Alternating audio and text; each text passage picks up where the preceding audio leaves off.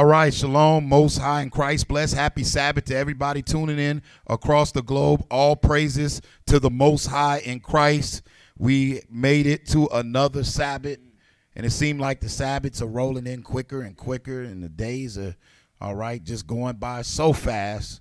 And you folks have to realize that you are still in biblical times, and the Most High is in control of all things.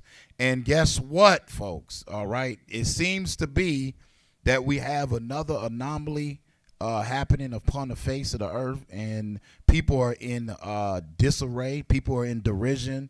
You have white folks going against white folks. You have black folks going against black folks, and you have people holding hands, and you know, all kind of things is happening on the earth right now. And this is happening global. See, if it's just in your small neighborhood, the Most High is causing it.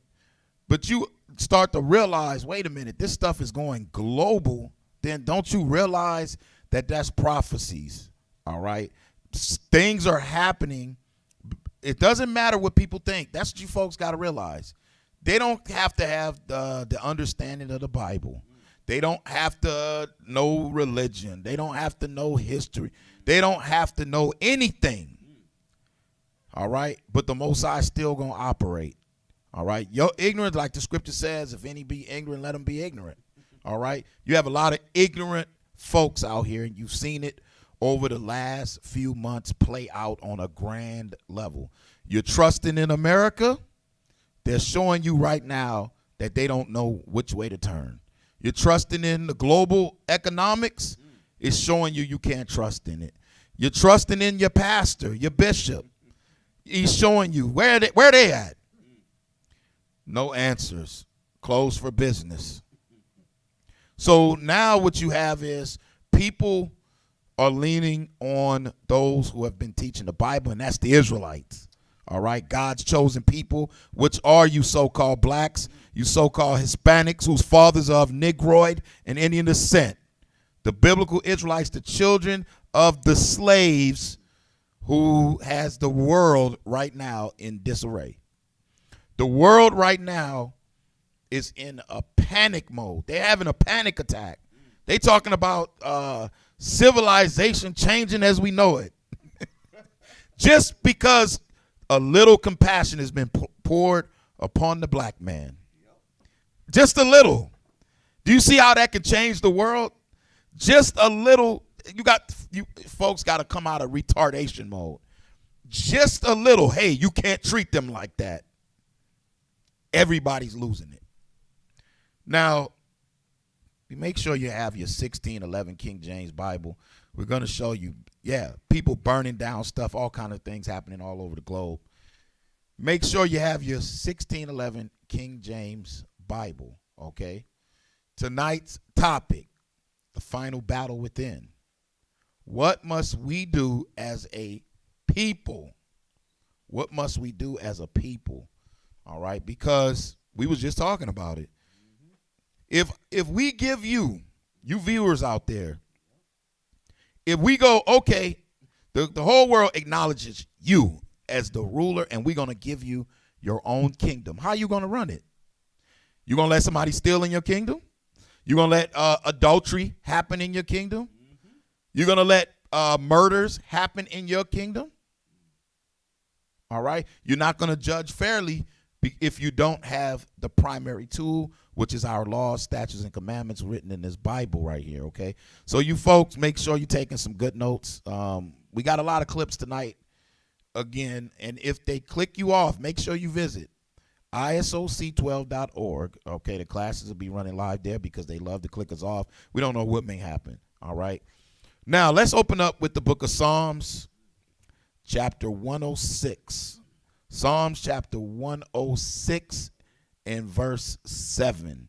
Psalms chapter 106 and verse 7. We got to learn from the Bible and get the spirit of this book, because that can help our people to start to trust one another, right, to start building on a great foundation, which Christ showed. If anybody could have had less trust in anything, it would have been Christ. Right. They sought to kill him on many occasions. They was scarfing, trying to trap him in his words, all kind of stuff. But yet he still had compassion upon our people to ask the Lord to forgive them. You folks got to go back and watch these classes, all right? Because the stuff that we're saying is coming to pass. The Bible is, we're just reading out of the book, but it's coming to pass. So you folks got to make sure you take great notes and go back and revisit the classes, all right? Now, Psalms 106 and verse 7. All right. Shalom, Most High in Christ, bless, happy Sabbath to all.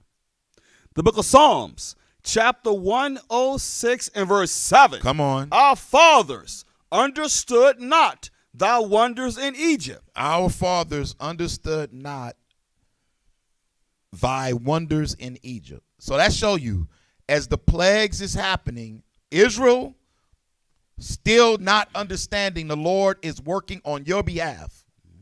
All the sights, the plagues, they don't understand it. So they didn't understand the wonders that the Lord did. Come on. They remember not the multitude of thy mercies. Like, okay, I have daylight, but y'all have darkness. Flies and swarms attacking them, but not attacking us. You don't have clean water. Your water's blood. Ours is clean. All the similitudes that was being done was Israel was safe. They didn't understand the mercies of the Lord. When it says mercies, highlight thy mercies. Highlight that for me, please. Because you have people who go retarded when it starts to when you start talking about grace and mercy. They just lose it. But just underline that, okay? Because we're gonna show you something about that mercy. Okay, read on. The book of Psalms, chapter 106 and verse 7. Our fathers understood not thy wonders in Egypt. Come on. They remembered not the multitudes of thy mercies, but provoked him at the sea, even at the Red Sea. So at the Red Sea, they still provoked the Most High right then and there, because even though the Lord said it killed all the firstborns, none of Israel firstborn or nothing was destroyed, but the Egyptians firstborns all destroyed, all in disarray. Now, what happens? Israel's still not getting it. Get to the Red Sea and still provoking. And the way you provoke is that you want to live like the other nations. You hate the judgments of the Most High. You don't want to see America. Anybody in this system that believe in this system, they don't want to see America go. They want to leave America for their children. Well, if you're trying to leave America for your children, what you're actually doing is leaving your children to death and destruction. You will be provoking them to the Most High's wrath, and you don't supposed to do that. All right? And why we say that? Because when you give your child a false sense of hope and a false dream, and they try to live by it, you actually turn them into the same demons that you're trying to tell them to not to be like. That's right. That's right. It's the same way with voting. It's the same way with these politics. Same way with all this stuff we preach to our children when they're young, you know, because you don't know no better. You say, oh, we want you to follow the system. Go get you a good job. Go do all these different things. Go vote. Go vote. We can make a change. You know, that's the only way we're going to be able to make it. All you're doing is asking them to vote for another demon to be over top of. And some of them, like we're going to show y'all, some of our people voted for Trump. Yep. So you can't say, well, voting mattered. Yeah, it did then. Well, if you want to say that, then and you voted for Trump, then you are directly responsible for any action somebody does in that seat. Even though we know your vote don't really count. I don't know. It's an illusion. They proved that in 2000. Yeah. Yeah. Bush. Yeah. Remember that thing happened with Bush? Because Bush wasn't really elected. He was appointed. They show you what they can do. Remember that. They show you what they can do. Because where they go to, they went to the Supreme Court, right? Who was in the Supreme Court? The people his daddy set up. All right, then. I rest my case. Let's go to Psalms 119 and verse 77. Deal with that mercy. People love to scream grace and mercy. Right. Don't even realize when you are underneath mercy, you are doing something. Psalms 119 and verse 77. The book of Psalms, chapter 119 and verse 77. Let thy tender mercies come unto me. Let the tender mercies come unto me. Come on. That I may live. That I may live. Come on. For thy law. Excuse me? For thy law. Come on. Is in my delight. Is my delight. Is my delight. So in order to receive the tender mercies, you have to understand the Most High's laws. You can't scream mercy, mercy, mercy, and the law is not your delight. That's crazy. But you have a lot of our people stuck in Christianity. Y'all folks watched it in these past couple weeks. People going to funerals and memorial services, singing and dancing and playing Negro spirituals and screaming and filled with emotions. No solutions. No, none at all. We're the same rhetoric. We have to make a change. We have to go in there and march and vote. I mean, even Media Al Sharpton goes on record and says at George Floyd's funeral, he says, there's a bunch of punks in the pulpit. I started laughing. I said, are you serious? That's because he's a politician, right? At heart, he's not really a right. He's a motivating speaker, and an emotional person that is a politician. Yep. That had people's minds wrapped up. We knew he was going to pop his head up. All of them do. At every chaos, you see the same faces. Yep. No solutions. You know why there's no solutions, folks? Because what happened last week? What happened even after that? You still got cases that happened after that. That's right. That's right. But you're believing in politics, so we're going to show you some stuff. Go give me this video real quick. I'm going to show y'all something. I want to see if y'all pick up on this, folks. Give me the let me see. I'm gonna tell you what video to put on first. I gotta get the coon people out of the way first. Let me get them. Yeah. Let me get the Democrat one. Let me get that real quick for y'all. Y'all listen. Y'all pay attention. I'm going to ask the question after we saw these two clips. Come on. Yeah. Let's go.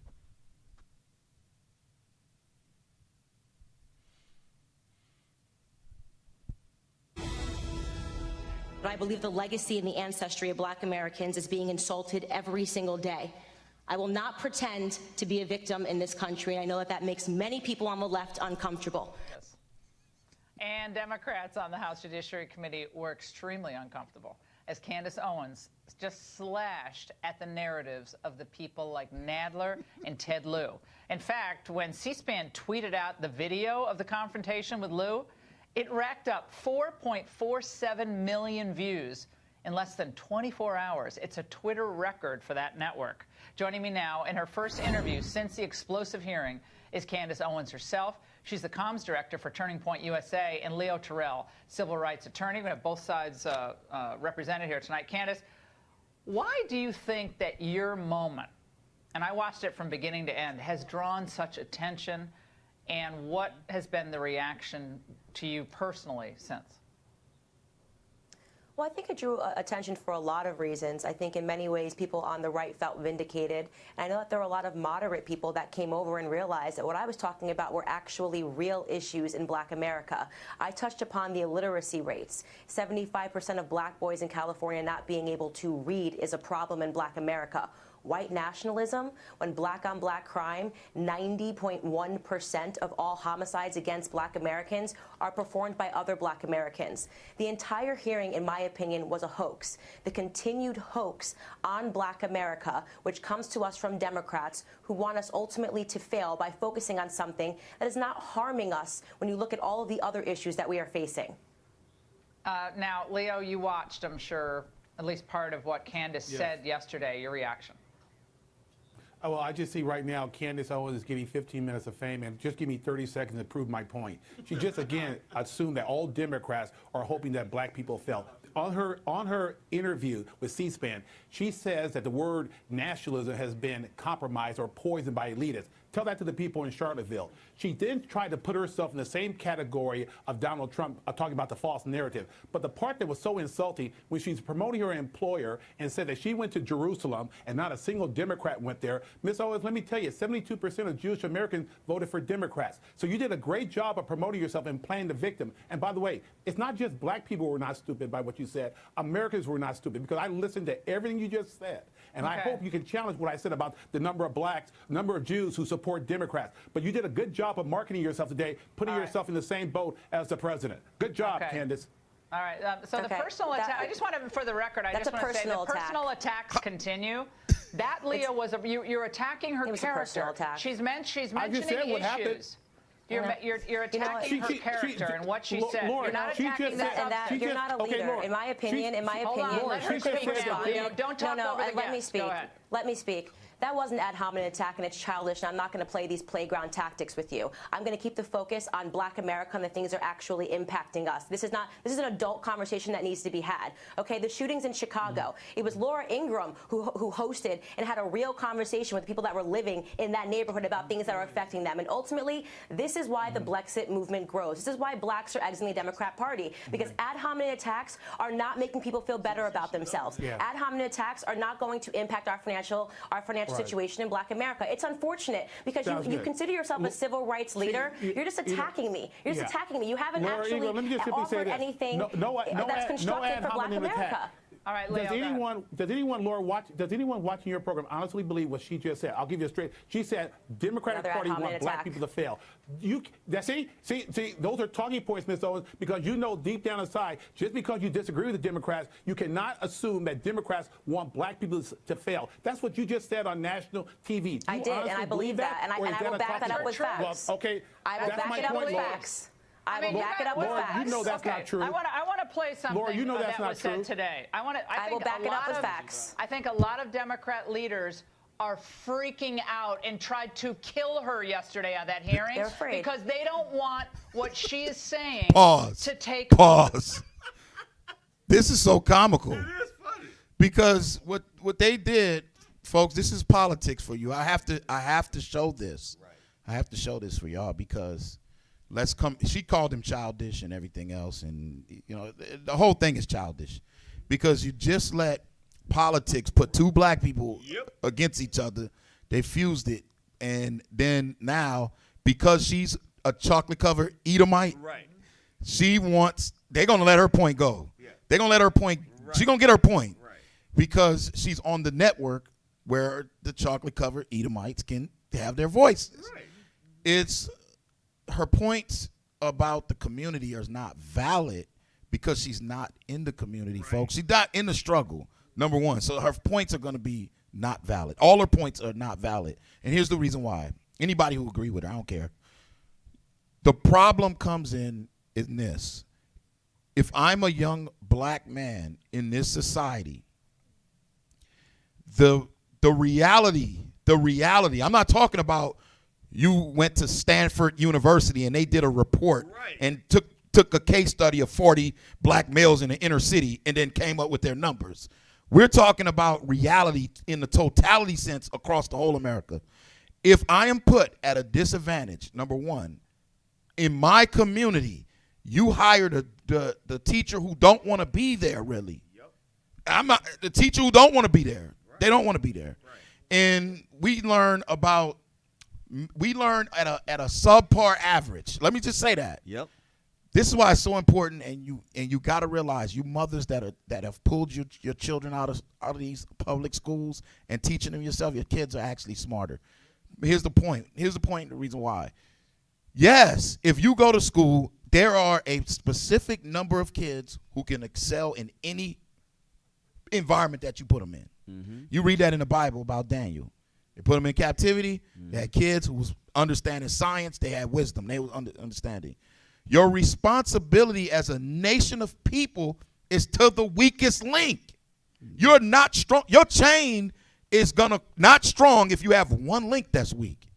So by neglecting certain parts of the community, what you have done is spawned things that are out of our control to handle. We get on the board, the board for the school board. We get on the school board. You have parents yelling at the school district for books. Yep. What do they do? Give you hand-me-down books. Yep. Pages missing, everything. We live this. Yep. So when she's starting to say they can't read, you also have another conundrum. Yep. The reason why they can't read is because mama is the who didn't get her opportunity either in the 70s. Yep. Or whatever case, 60s. Grandma in the 50s didn't get her opportunity. Yep. So the best job she can get is cleaning hotels. Yep. And her hours are crummy. Yep. So everything has a trickle down effect. And not just that. Let's just take here in Virginia. Your SOL scores is your accreditation. If let's take the inner city schools, what she talking about. See, we live this. See, she can talk all the statistics she want, but I'm gonna tell you straight up. Your SOL scores dictate how many prisons they're going to build here in Virginia. You understand? It becomes a pipeline to send these children because they didn't score high, and it make you think that you're dumb when you're not dumb. Okay? And then you put a person in an environment where you have low income housing. Right. Across from there, you have the police precinct. Exactly. Because of lack of education, you have ignorance. Yep. Meaning you act out emotionally a lot. Mm-hmm. The same thing happens with the so-called white man. Right. When he gets trumped in education, he acts out emotionally. Yep.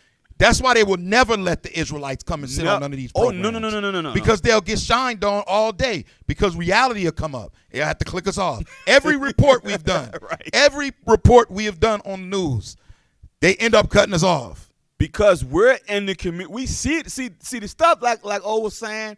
She just some old figurehead just sitting there just talking all kinds of madness. They want to put a black face up there just to make themselves look decent. But you got to realize something. Mm-hmm. Continue to play the clip. I want y'all to hear something in this. Watch what she says. If some of y'all might have seen it, but this is crazy. Watch. Play the clip. Hold in other parts of the black community. Leo, I honestly believe that. I know Candace.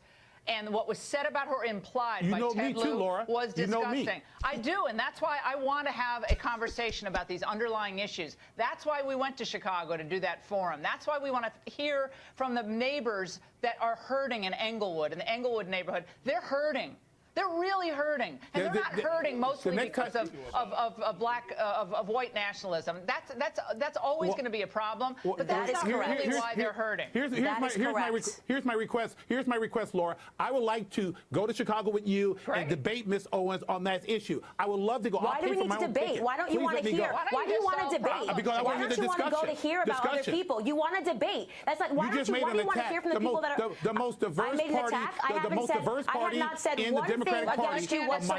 Hold on. Let me speak. I have not said. Hold on. Let me speak. I have not said a single thing attacking your character because I don't need to. I am confident in my ideas. I am confident in the fact that Black America is waking up and realizing that we have been missing out. I am confident that the biggest issue facing our community is father absence, which further deconstructs everything that is happening. Stop cutting me off. I didn't cut you off. Okay. I have not attacked you once. I have not attacked. I have attacked Democratic policies. Member of this country. Democratic policies are hurting America.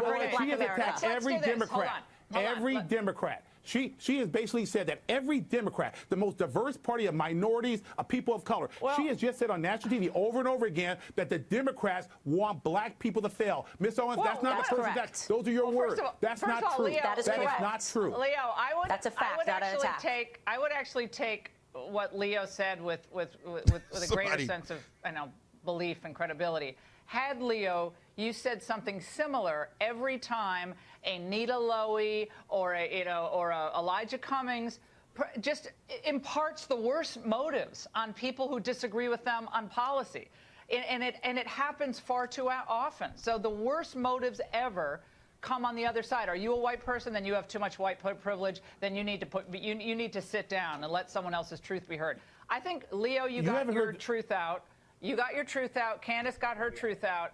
And I think we do want to have problem solving done on both sides. We want problem solving on this show. Click them off. So they're battling over politics. And give me her picture. Let me show you why we called her chocolate. Somebody going to be like, why y'all call her a chocolate-covered white person or whatever the case may be. This is why we said this. Just put her pictures up. You got to show reality. Okay. Thumbs up, buddy. Go ahead. Another picture. Oh, well, we know why now. We know why now. You know, and you can tell in her mind she thinks that she's smart. She thinks that she can really steer the way that people are thinking. And she's actually doing it because she's using the same deceptions that the so-called white man does. But now, from her saying people are waking up, people are coming away from all this madness. Watch. Go ahead. Give me another picture. This, you know, go to the little site for it. Yeah, I sent you that. Yeah. Anyway, come back to us. This should show y'all right there. And let me say this. For you folks that don't understand, God hates that. Yep. That's sad, too. Because when we say these type of things, people think that we're racist. Yep. People take it to be racist. Well, but yet you still wear a cross. You think you still talk about you saying prayers to God and you believe in God in your country, but you will not do the words that he says. And that's the proof of it. All right. So, gosh, yeah, I know. Let's go to Isaiah. I'm going to show y'all another clip, but let me go to Isaiah first. 30 and verse 12.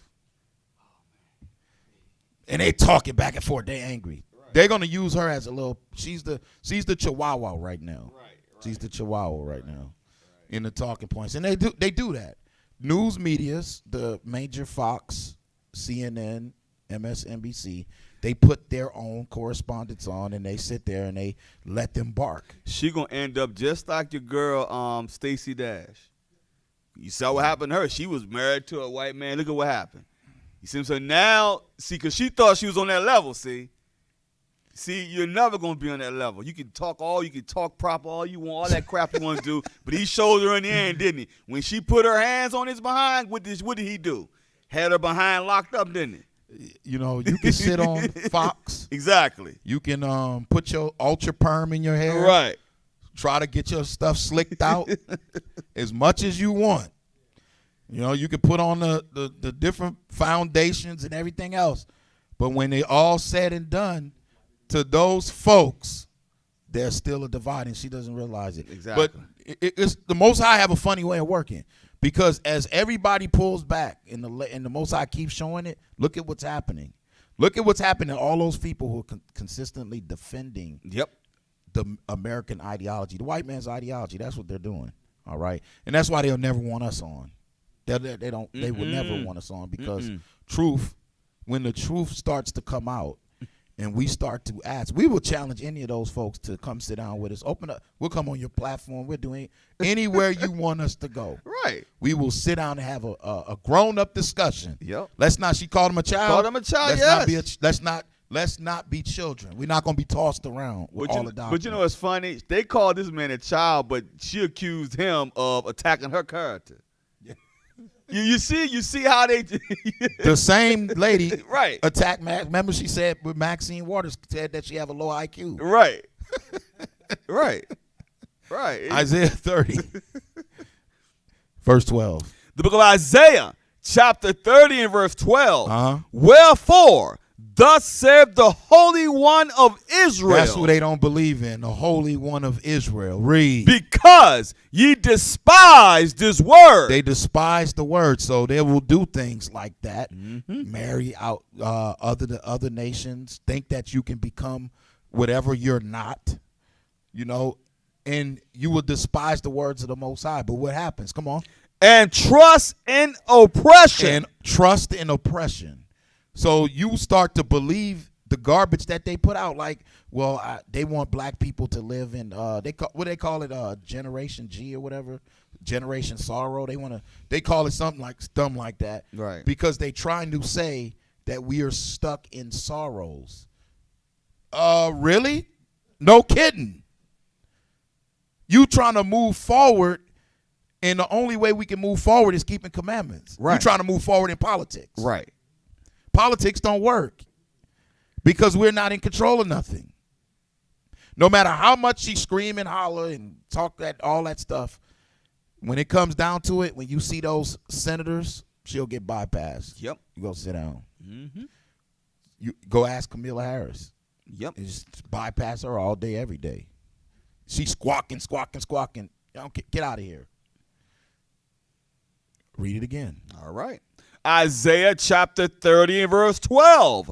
Wherefore, thus saith the Holy One of Israel. Come on. Because you despise this word. Because you despise the word of God. Read. And trust in oppression. You trust in this place that has oppressed our people, talking about we don't have plights. We are in sorrow. Come on. And perverseness. And perverseness. Put in the comment boards, what is perverse about what they're doing? Mm-hmm. Come on. And stay thereon. And stay thereon, meaning you put your trust in this place. Mm-hmm. You put everything you got into believing that this is the home of the great melting pot. Come on. Verse 13. Therefore, this iniquity. Therefore, meaning as a result, the iniquity, come on, shall be to you. Meaning the sin shall be to you, come on. As a breach. As a breach. So you see the breach. They put our people on TV. You arguing about the white man's system. Right. And not only that, you only put her on because she's whitewashed. Mm-hmm. You married a white guy. You thumbs up with the president. And somebody will look upon her and think that that's success. Mm-hmm. That's the greatest failure of your people. You forgot about the face of your people. Because the reason why is not about her trying to maneuver in politics. It's not about that. She doesn't understand the bottom. She doesn't understand the poor. I don't care how much somebody go, I was raised poor. I had to go through this or that. You will never understand the way that things are until you're there. Yep. Christ came, and he came lowly. Mm-hmm. He didn't come, I'm the wealthiest in Israel. He came to understand you have the poor always with you. Now we're going to understand how to build those people up. And you do not build people up by politics. You cannot put a system in place. I'm going to give you an example. If you take a community that has low self-esteem, that has low education, and that's done purposely. It's not money. Let's say you put money into it, and you go, I'm going to raise the education. I'm going to take them and give them money. Well, it's still going to be a disaster, and I'm going to tell you folks why. Some of you might not agree with this, but the Bible does. Because people are going to live like savages. You give a person that's on drugs money, they're going to spend it on drugs. If you give a person who ideology is, let me go live lavish like TV, he's going to try to live exactly like the fantasies they put on TV. If you give the person education, if you go, okay, we're going to give you education. After he finishes his education, he has to be hired somewhere. And if I'm not hiring you because I already have a preconceived notion that you hiring you going to make my business look bad, then your education has failed you. Gosh, let me just. No, you're right. Yeah, I mean, the mentality of this place has destroyed our people to where they believe in what people are saying to them about how to escape, and it's all the wrong way. The way they keep telling you what's coming up Juneteenth, you wasn't even free. You still had people after that was still harboring slaves. Okay, number one. Number two, they talking about Trump going to Tulsa to do his rally there on the anniversary. Those are smart black folks.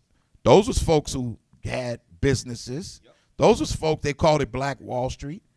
You seen it last week. Those people was thriving, had their own community. What happened? See, we can talk statistics all we want. But when the proof is in reality, that's not the only city like that. What about Rosewood? Yep. What about here in Richmond, Virginia? You had 2nd Street. Jackson Ward. Jackson Ward. That was historic. People don't know how historic that was. I mean, they called it the Harlem of the South. You did so it wasn't just, Black Wall Street. It was Rosewood. It was here. It was a place in New Mexico that was like that. I forgot the name of the city. But we always had thriving communities. We proved that we can thrive, but we don't have the scriptures. When you don't have scripts, you think you're the smartest person. Yep. And that's what she does. I couldn't believe this, but they had her on, a couple months ago, and she was talking to Cornel West. Watch this. Pull it up. I'm going to show you. Because you have to realize, now this man is a professor. I don't agree with his ideologies, but he's well studied. He's well studied. He's twice her senior, but look at her mentality towards him. Watch. You folks, I'm showing this to y'all for a reason before we start hitting everything. Watch this. Come on.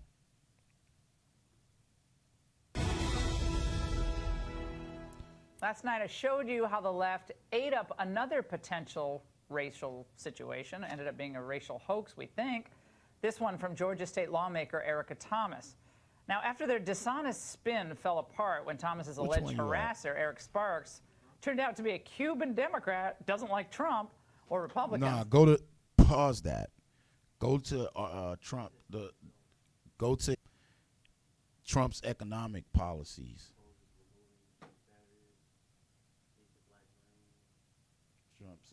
Trump's economic policies. No, there's a video.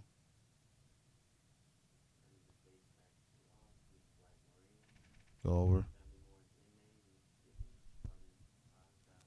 gonna send it to you.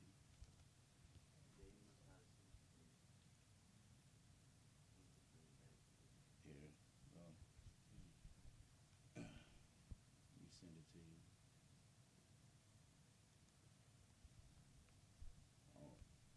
Hold on, I gotta let y'all see this. Hang on bear with me.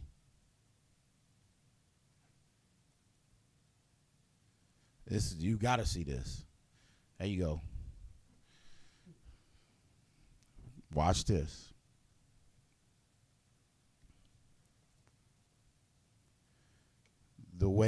This is the way that our people, especially the youngsters, respect goes a long way. But when you think you're smarter than somebody, watch what happens. Come on.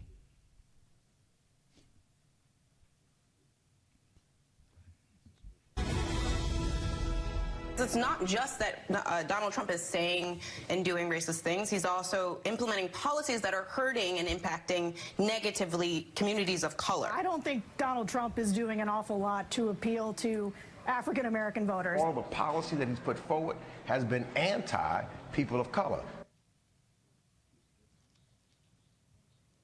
Now, we hear those lines all the time, but here are the facts. Since President Trump took office, black unemployment has hit an historic low and currently sits at about 6.7%. And by the way, he's not satisfied with that. He wants it a lot lower, but still pretty great. The number of African Americans employed is up more than 4%, and the most stunning of all, African American wages, this is my favorite, are up more than 9%. Here now in a truly special debate. I'm so happy about this. Candace Owens, Brexit Movement founder and conservative commentator, and Cornel West, professor of philosophy at Harvard University and professor emeritus at Princeton. Dr. West, I also want to tell you, I really appreciate your coming on the show. You're an old style liberal. I don't mean old and old. I mean, but you like debate and conversation, and I think that's just awesome. So thank you so much for joining us tonight. Thank you. Thank you for having me on. Absolutely. And I want to begin with a simple question, Dr. West. Are the president's policies, let's just focus now on his economic policies, are they helping the African-American community in your view? Now, I think that the statistics certainly look good through a narrow lens, so I give him credit in that regard. But we have to keep in mind that on the one hand, you still have grotesque wealth inequality, you have job insecurity, so many people who are working more than one job. We know many people who have withdrawn from the labor force are not counting counted at all. But I think the problem is, though, my dear sister, is that the president has a language that creates an atmosphere that is so xenophobic against black folk, Mexicans, Muslims. He rarely wants to stay in contact with their humanity. So when you look at the statistics, that's one thing. But when you create an atmosphere and an ambience of xenophobia, it reinforces the polarization, and therefore many black folk wouldn't even be able to connect the statistics that look good with the language, the atmosphere that feels so bad. And that cold-hearted, mean-spiritedness is something that cuts very, very deep in the spirit of people. Have you met him? Have you met him, Dr. West? Ever met the president? No, I've never had a conversation with my right-wing brother. I mean, you know, I've called him a gangster and a proto-fascist in terms of separation of powers. But he's a human being. He's a human being, and I could, you know. No, I'm just saying this because look, you and I don't agree a lot, but I actually really like you. I think I just like the fact that you're out there and you're advocating. Who cares if you I like have him no or problem not? with it.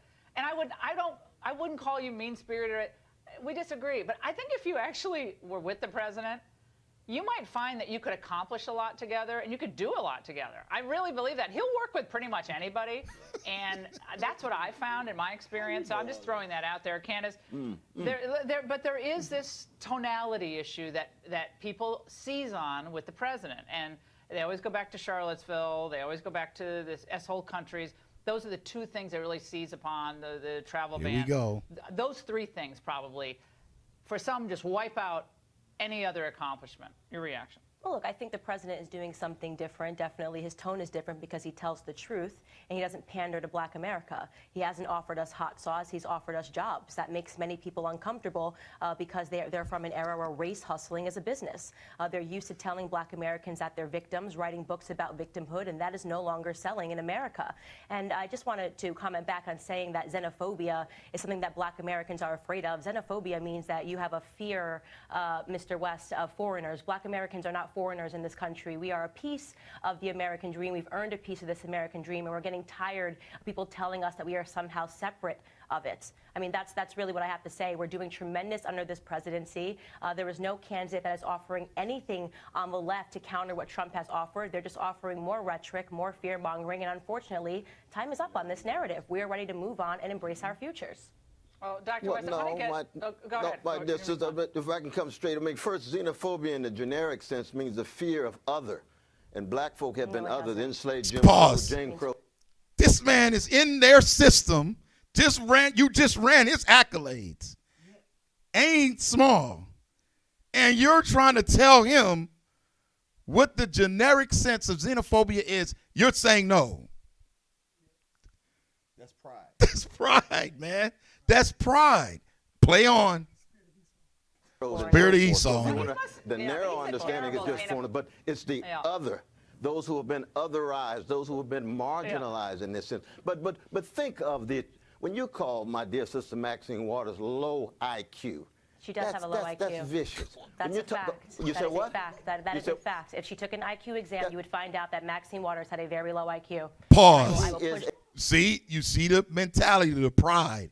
But she's laying with an Edomite. Yep. You sisters got to realize, we keep saying it. You take on, if you marry a buckethead, you a buckethead. If you marry somebody, and you, I don't care who it is, you taking on that spirit, and look what spirit she took on. She thinks she's smarter than him. And not just that, the last video, didn't she accuse the other brother of attacking her character? Yes. And the white woman was on the same side, but she doing the same to the other lady, talking about something, she attacking her IQ. Right. So that's a hypocrite. Big time. Pride. But you have a lot of women, you have a lot of people, chocolate covered Edomites, that agree with 100% of what she's saying, because in their little world, they had the prom dress on, and they were standing around with all the other little white kids at the school, and they went to prom, and they have the little, their friends is the mix, 90210 club, and they felt like they could be a part of something. And they felt like, if we all can have this hunky-dory feeling. And then the commentator turns and said, I feel that you're not mean-spirited. They call telling the truth being mean-spirited. Watch, player. I don't know how much more I can take over. It may not be be nice, but it is human being. truth. Okay. When he calls Brother Collins a son of a bitch. You see, this kind of language is ridiculous. I have never used that language. Not you. I don't No, I'm talking about the president. I'm not talking about you, my sister. I'm talking about the So, Dr. president. West, look, the the president people- called Brother yeah. Collins a son of a bitch. Okay, but what I think that's a fact. Yeah, Ooh, she hit. I think the nasty. Look at her language looks. Go, it's pause. both sides. Pause. She couldn't come back. When rawness comes out, you see how she looking over. She's detached. What do I say? She ain't never been there. That's why they'll never have. If they had us on this, man, they'd be done. She was confounded right there. If you are trusting in whatever she's saying, you just lost. Yep. Because she's detached. She's going on talking points from politics, and rather than looking at really the crux of our situation, which is how we're living like the other nations. Okay, that's the crux of it. Now let's go to. Boy, I tell you, click her off. Oh, you want to? Yeah, hit that real quick for her. And this is what this young chocolate covered Edomite don't understand. When you're dealing with an older brother, older person that got understanding, that know what he's talking about, you never want to do this, because this is why. Ecclesiasticus chapter 34 verse 9, because even for us, we understand that when you look at people that's been there, that's done that, what do I look like coming at somebody who they've lived it? I got it. Ecclesiastes chapter 34 and verse 9. Go ahead. A man that had traveled knoweth many things. That man know more than what this man that forgot more than what she know. And he that have much experience will declare wisdom. Because understand, that man didn't get those gray hairs for nothing. I mean, of course we know he's in this system, but he knows that system better than she do. Verse 10. Verse 10. He that have no experience knoweth little, but he that have traveled is full of prudence. Which is wisdom. Because you travel, you see many things, you experience many things. This is for you young cats out there. You have to understand that the people that's been there before you, they've lived it, they've done it. And you just sound stupid when you start talking. Right. And she trying to rebuttal him. Right. You know, this man has lived it. This man, how you going to tell that man something that he's lived? It's embarrassing. Just because you got your little education, you think you can rebuttal. And that's the problem with people sometimes, even the truth. They think they can come in and outthink everybody. Because we had a certain brother. I just was having that conversation. We just had a certain brother that was here. They thought because he was a so-called, had his little, what we call it, his education or his profession, he thought he could outthink everybody. But see, the Most High will take you by your own craftiness. Verse 11, When I traveled, I saw many things, and I understood more than I can express. So you have to realize, that's the trap that people fall into even in the truth, because you got everybody, I just found out who I am. I read 9 scriptures. I got it now. I can understand any breakdown. And you fall into that trap. Yep. And we'll lure you right in. Come on in. Yep. And you're going to get popped on your head. But everybody has a starting point. Yep. Some people have been in this book for 40, 50, 60 years. All right? You're going to have a problem. So you have to realize when pride comes in, here comes the fall. Yep. All right? So this is what she's a product. She's the prototype for what the white man wants our women to be like. She's the prototype. Yep. So they're going to put her on the news. They're going to pump her. Let the chihuahua go out there. Show her in the marriage with, in the families and stuff. But look at who's backing her, though. See, she's trying to model herself after the so-called white woman. You see how the white woman was using her to basically go against them. Anytime, see, it shows you how they use our people to go against each other.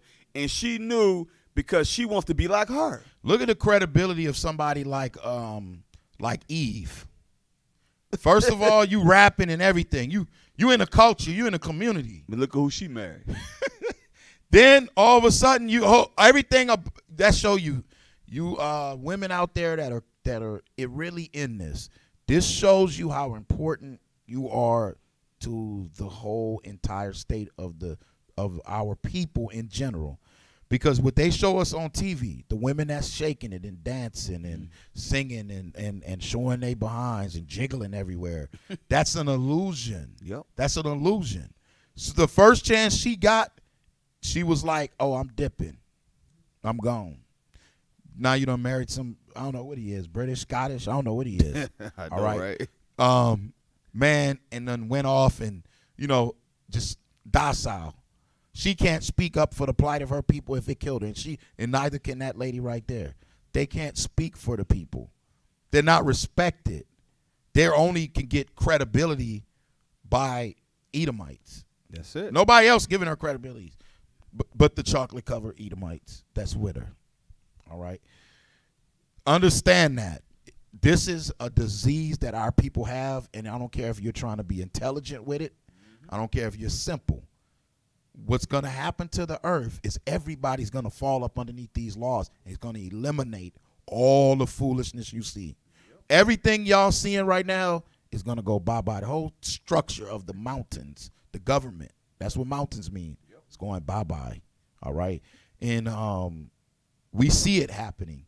We feel it. We can sense it. There's a decline. It's happening. The Lord is the one that's pouring the spirits out, and it feels great. I'm going to be honest with you. It feels great because the mind, and don't get this twisted. We understand if somebody has compassion. I don't care what nation you're in. A dog, like we said before, an animal knows when something's wrong. Think about it. So we have to understand the Most High is in control of all things. We don't go by what we see. We go by the words of the Most High. Understand that. All right. Now let's stay in the Apocrypha. This is why they hate us. 2nd Ezra chapter 7, start at verse 54. This is why they hate us. You talk about Black Lives Matter and all this other stuff. I don't care about that either. Yep. All that stuff is gimmicks. We've been screaming this stuff before Black Lives Matter, before the so-called white man made videos. Now you got everybody passing around the white man video. It shows you the level. I'm going to be honest with y'all. The level of sickness that we have as a people is so great. We can go on and say, hey, Tulsa, Oklahoma, Rosewood, Philadelphia, remember Move? Yep. We can go. We've been talking about this stuff, making videos all day. For years. The white man come on. It was wrong what they did in slavery. 1 billion views. Yep. Everybody sharing it. Look at what he's saying. Click. You don't see that that's a form of Stockholm syndrome? All day. Gosh. It's sad, but it's reality. And like my slogan says, I am one of the captives, but I'm freed from the shackles of the mind. Believe that. I'm not in a religion. We not in a false sense of security. Exactly. None of that. It's strictly reality on the words of the Most High, and it will take you out of your childlike fantasy comic book mind. Period. Everybody's in that if you're outside of this book. You got people talking about that was trying to learn this, talking about it's all about grace, my brother. When I hear somebody say Black Hebrew Israelite, you're finished. Yep. Hebrew Israelites, you're finished. Yep. It showed me you don't really understand. Yep. You don't understand the whole concept of the movement of the Bible. You don't understand God himself. Period. That's right. It's sad, but that is a result of pride. Instead of sitting down and learning, going, you know what? I'm going to learn this first. I'm going to learn. And if I can rebuttal, that's what we teach brothers here. That's one thing that I give all praises to the Most High. Every organization that's coming up upon the face of the earth to be in this organization, because brothers don't sit down and be parakeets. You're not told to be that. That's right. You don't understand something. You don't agree with something. We are the ones that's saying, please come sit down with us. Yep. Now we're going to crush you when you realize, oh, dang, they done pulled 9 simple precepts and history and everything else. Now, go sit back down. But the point is, we are encouraging you to go, hey, I need to see why you are saying this. What does this mean? I want to know it. That's right. And then you learn it, and then once you absorb it and you understand it, you can go teach it. But when you don't have that, you have pride and you think you can break down anything, problem. You're problematic. You're problematic. You're a part of, you still have the so-called white man's ideology in you. That's right. It's simple. But at the end of the day, everybody's playing their parts, and all praises to the Most High. Some people are playing the parts of the righteous, others the part of the wicked. What part are you in? 2nd Ezra chapter 7 and verse 54. 2nd Ezra chapter 7 and verse 54. Come on. For we have walked in unpleasant places. For we have walked in unpleasant places. Do you understand? Israel's been in captivity after captivity, beat down after beat down, and then told that it doesn't matter. When it does matter, because the Most High sent the nation. That's why I put nationality matters, because the Lord sent the nation of the Israelites and ceased us into captivity, period. Whether they like it or not. Well, we want to change the narrative. We're not, we want to take this victim role out. What are you talking about, victim role? It's reality. Right. And there's so many other things, because we don't keep the words of the Most High, that is happening to us. We're going to show you some stuff. Read on. Verse 55. And that the faces of them which have used abstinence shall shine above the stars. To use abstinence, to restrain from something, to restrain from being wicked in this system, to restrain from what they're telling you. It says our faces will shine above the stars. Come on. Whereas our faces shall be blacker than darkness. Come on. For while we lived and committed iniquity, sin, come on, we considered not that we should begin to suffer for it after death. Oh, that's where they're missing. See, you think that because you are in a system right now that shows that you can breathe and everything else, you think you need to get everything before you die, not realizing you're going to have to pay for this. Irregardless, you're going to have to pay. It says after death. The problem is people don't believe the Bible. They're going to have to answer to that, though. You're going to have to answer to it. Everyone does. Come on. Verse 57. Then answered he me. Come on. And said, this is the condition of the battle. This is the condition of the battle. The battle within. Read. Which man that is born upon the earth, come on, shall fight. You're going to have to fight this. Come on. Verse 58. That if he be overcome, he shall suffer, as thou hast said.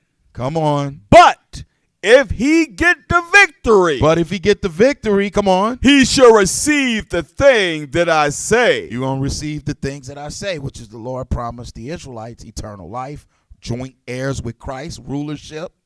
They don't want to tell you that because you're living in a society that has mixed everyone in, mingled everyone in, and holding hands. They don't want to tell you.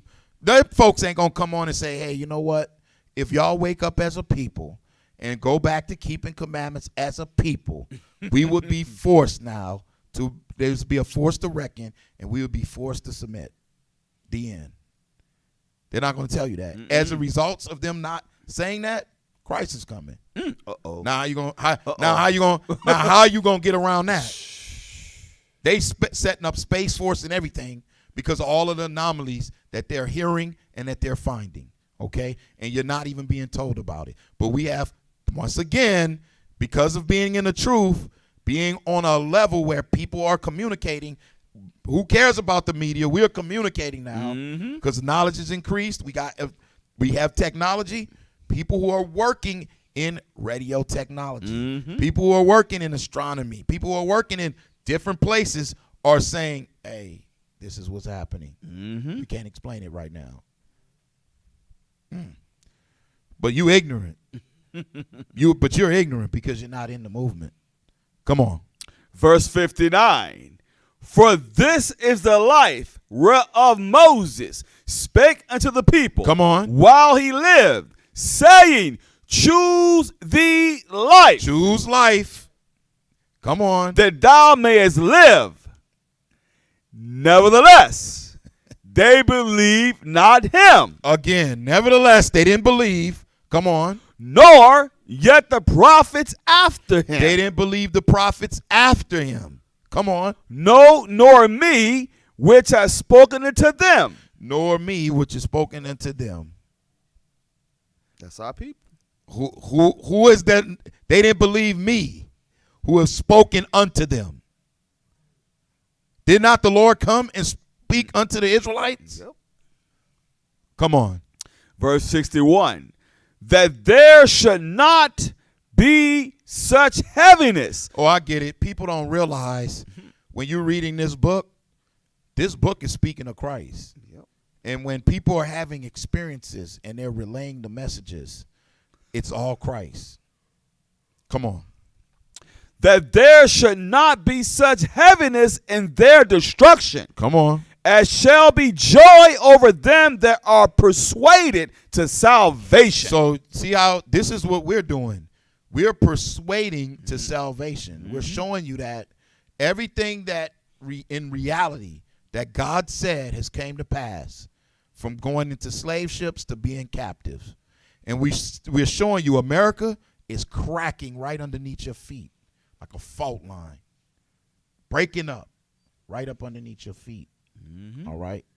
People can try to have American pride. You know, I'm a be in a wave my flag on 4th of July. Uh-oh. But it make no difference because every single year after year, we are being grinded to powder. Yep. All right. Who was free on 4th of July? Not us. You have to understand the basic principles. And if you try to make excuses, we were saying this today, how dare you make an excuse on one life? One person dying is too many. Yep. But you turn the narrative of the story around from a white police officer having his knee on this man's neck. You turn the narrative. You don't even want to talk. You want to go, yeah, but look at the statistics. Excuse me? How about if that was your head on that concrete? Right. Right. How about if it was your granddad's head? Right. How about if it was your dad's head Right. on that concrete? You will want justice. Not only that, I'm gonna give y'all something even higher on that note. Let's say, however your age is, you tabulate it, and you go, go 1 year before your age, and imagine that was your dad's neck on the ground and they killed him. You wouldn't even be born. You wouldn't even be born. That man was 44 years old? 44, 46? Well, he still had enough to go ahead on it. He could have had more kids. Not now. So you have to really start to put it in perspective. But our people don't do that because we are in love with oppression. We love this place. We want this place to continue on forever. And it ain't going to happen. Read on. Verse 62. I answered then and said, I know, Lord, that the Most High is called merciful. He's called what? Merciful. The Most High is called, he's merciful. We should be grinded to powder. But you got to understand, if you come back to laws, go to Leviticus. Leviticus chapter 19 and verse 11. Because all they talking points is we are killing each other more than any cops are killing us. Yeah, we know that. We know that. We know that. It's the condition of our people being ignorant, told that we are nothing, not being given tools to succeed. So you're not realizing if you keep kicking somebody in the corner, you keep doing it, what's going to happen? Only two things can happen. You're going to make that person aggressive or you're going to make them timid. That's it. All right. Leviticus 19 and verse 11. Leviticus chapter 19 and verse 11. Uh-huh. Ye shall not steal. Come on. Neither deal falsely. Come on. Neither lie one to another. If you took that one law into effect, a lot of debts will stop. No stealing. All right. No dealing falsely. Yep. All right. Dealing in deceit. No lying one to another. A lot of things will stop. But read on. Verse 12.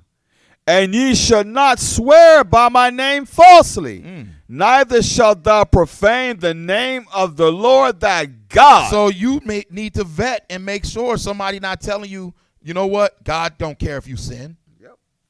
If you vet that thing properly, you're going to see every time somebody been in the midst of sin, God judged them on all levels. Christ never told you to sin.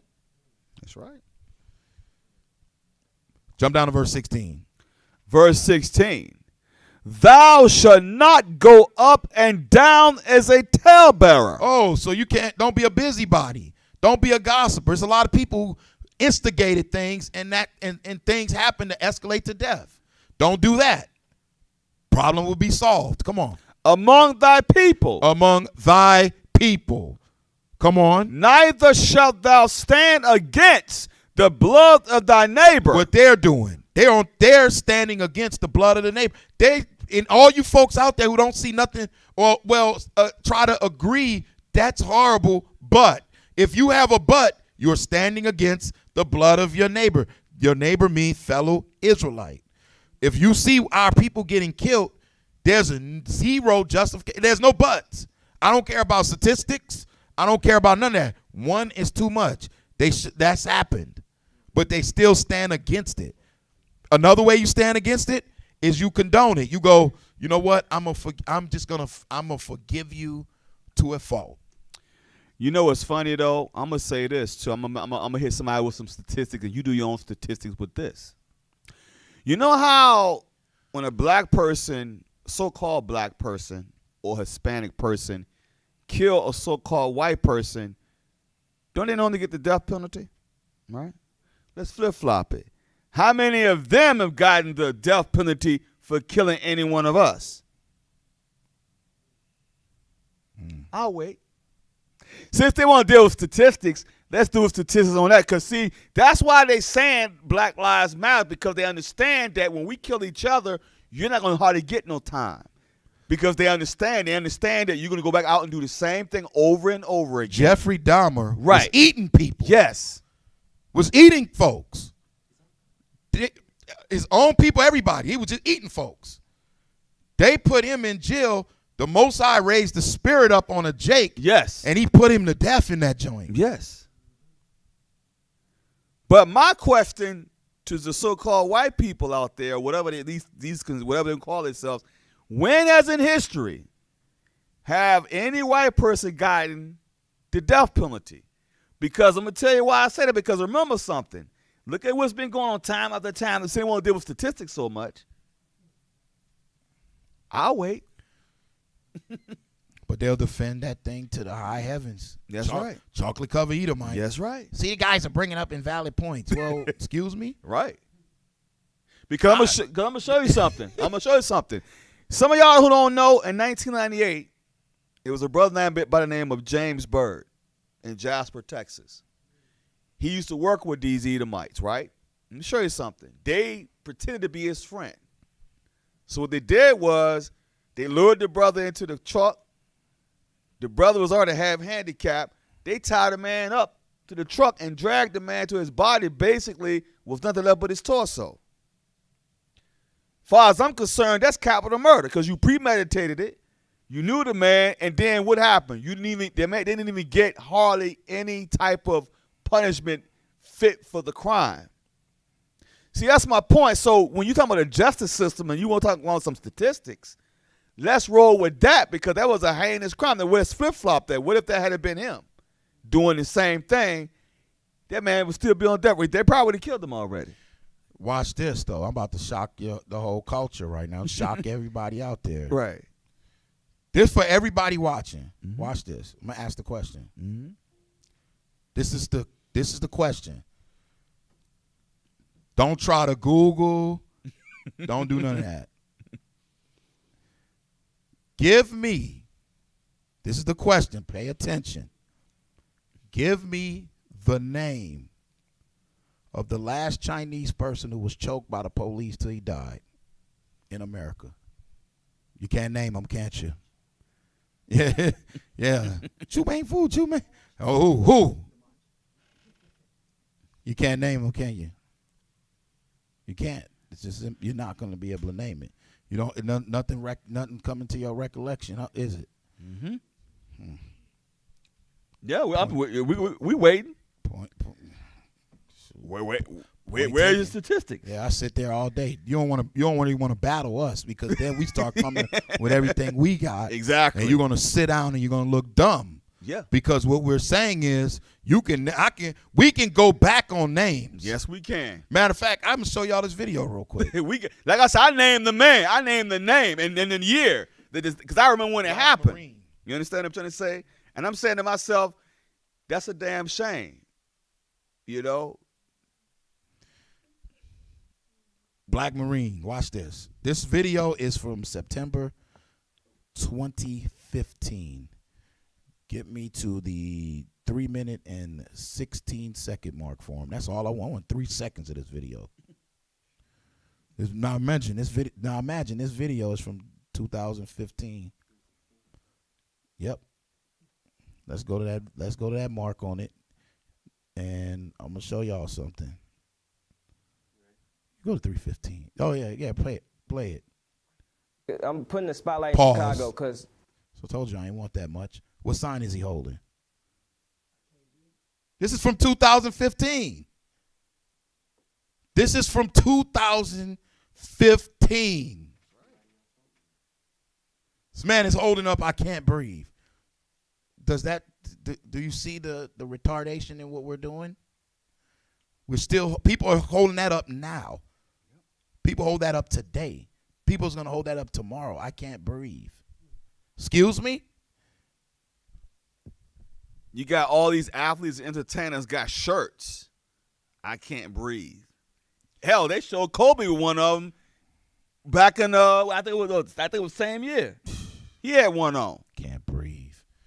We're doing the same thing. It's like that's the insanity, brother. You keep doing the same thing over and over, expecting different results. That's called insanity. Okay? Go back to Leviticus. I'm still here, brother. I'm still here. Verse 16. We keep showing it. Y'all sure y'all want truth? They think we crazy, don't they? They really don't really want the truth. They honestly don't. The book of Leviticus, chapter 19, verse 16. Come on. Thou shalt not go up and down as a talebearer among thy people, neither shalt thou stand against the blood of thy neighbor. I am the Lord. I am the Lord. When the Lord when he finishes off that statement and he says, I am the Lord, it's showing you it's a commandment. The Lord is serious about this commandment. That's right. Read on. Verse 17. Thou shalt not hate thy brother in thine heart.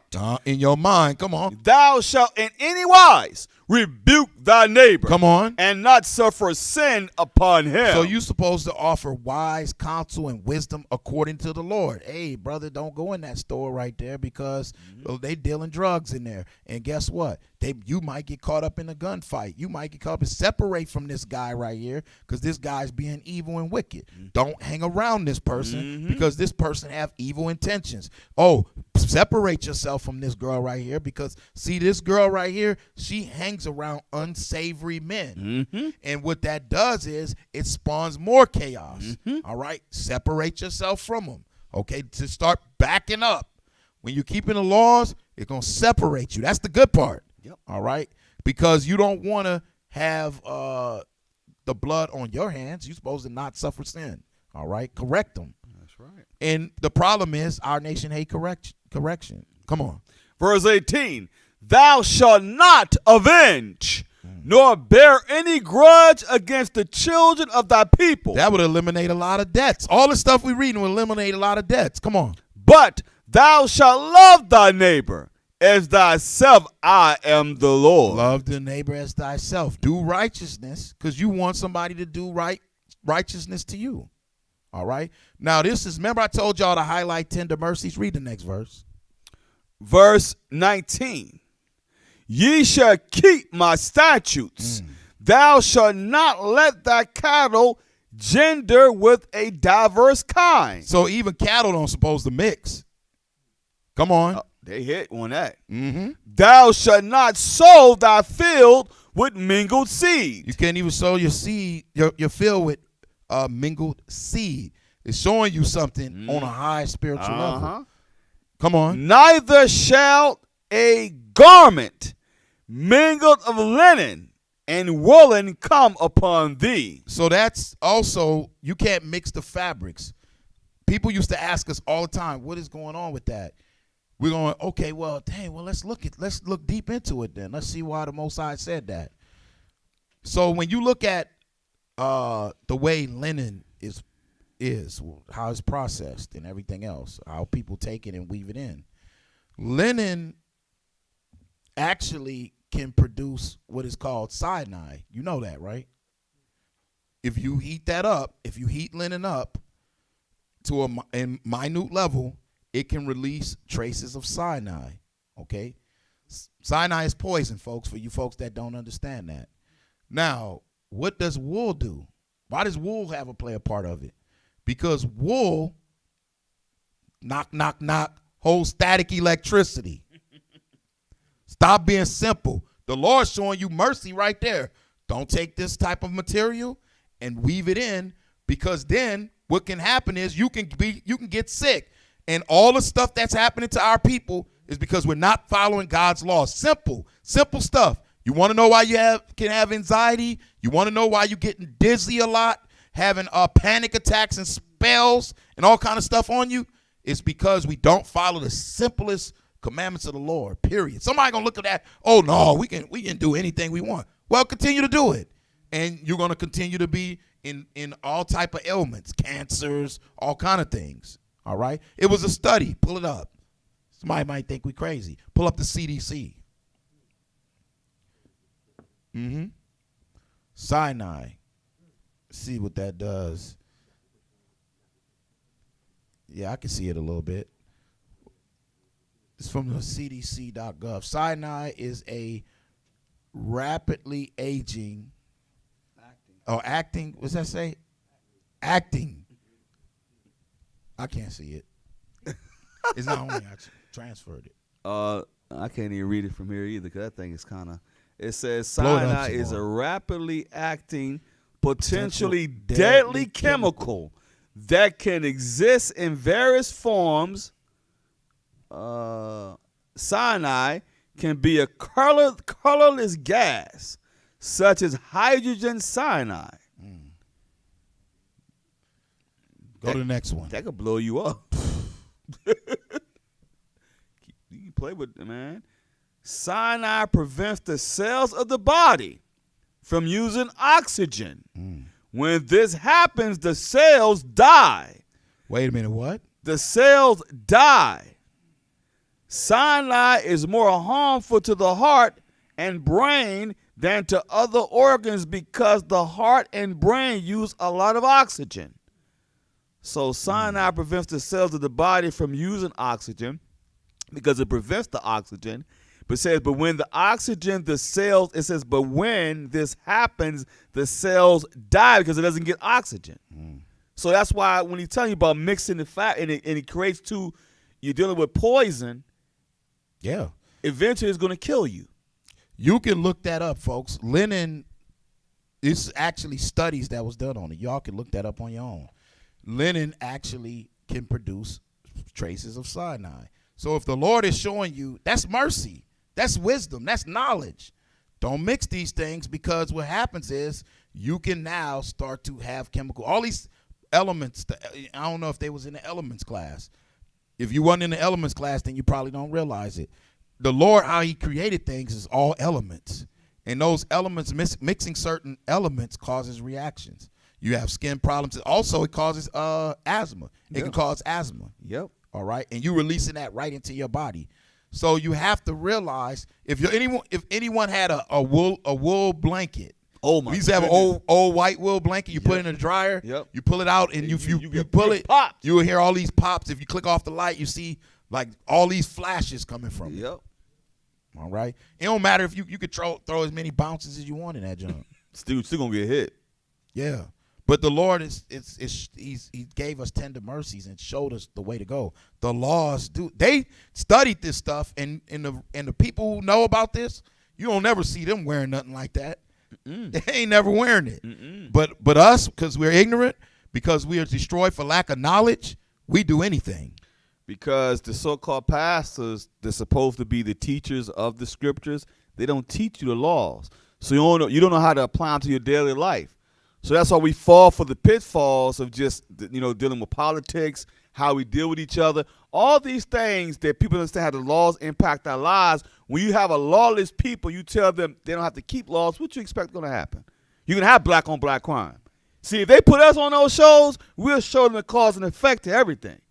That brings something to my attention too. And when you read in the scriptures, go to Acts 27, verse 19. So we reading certain elements. We read the laws.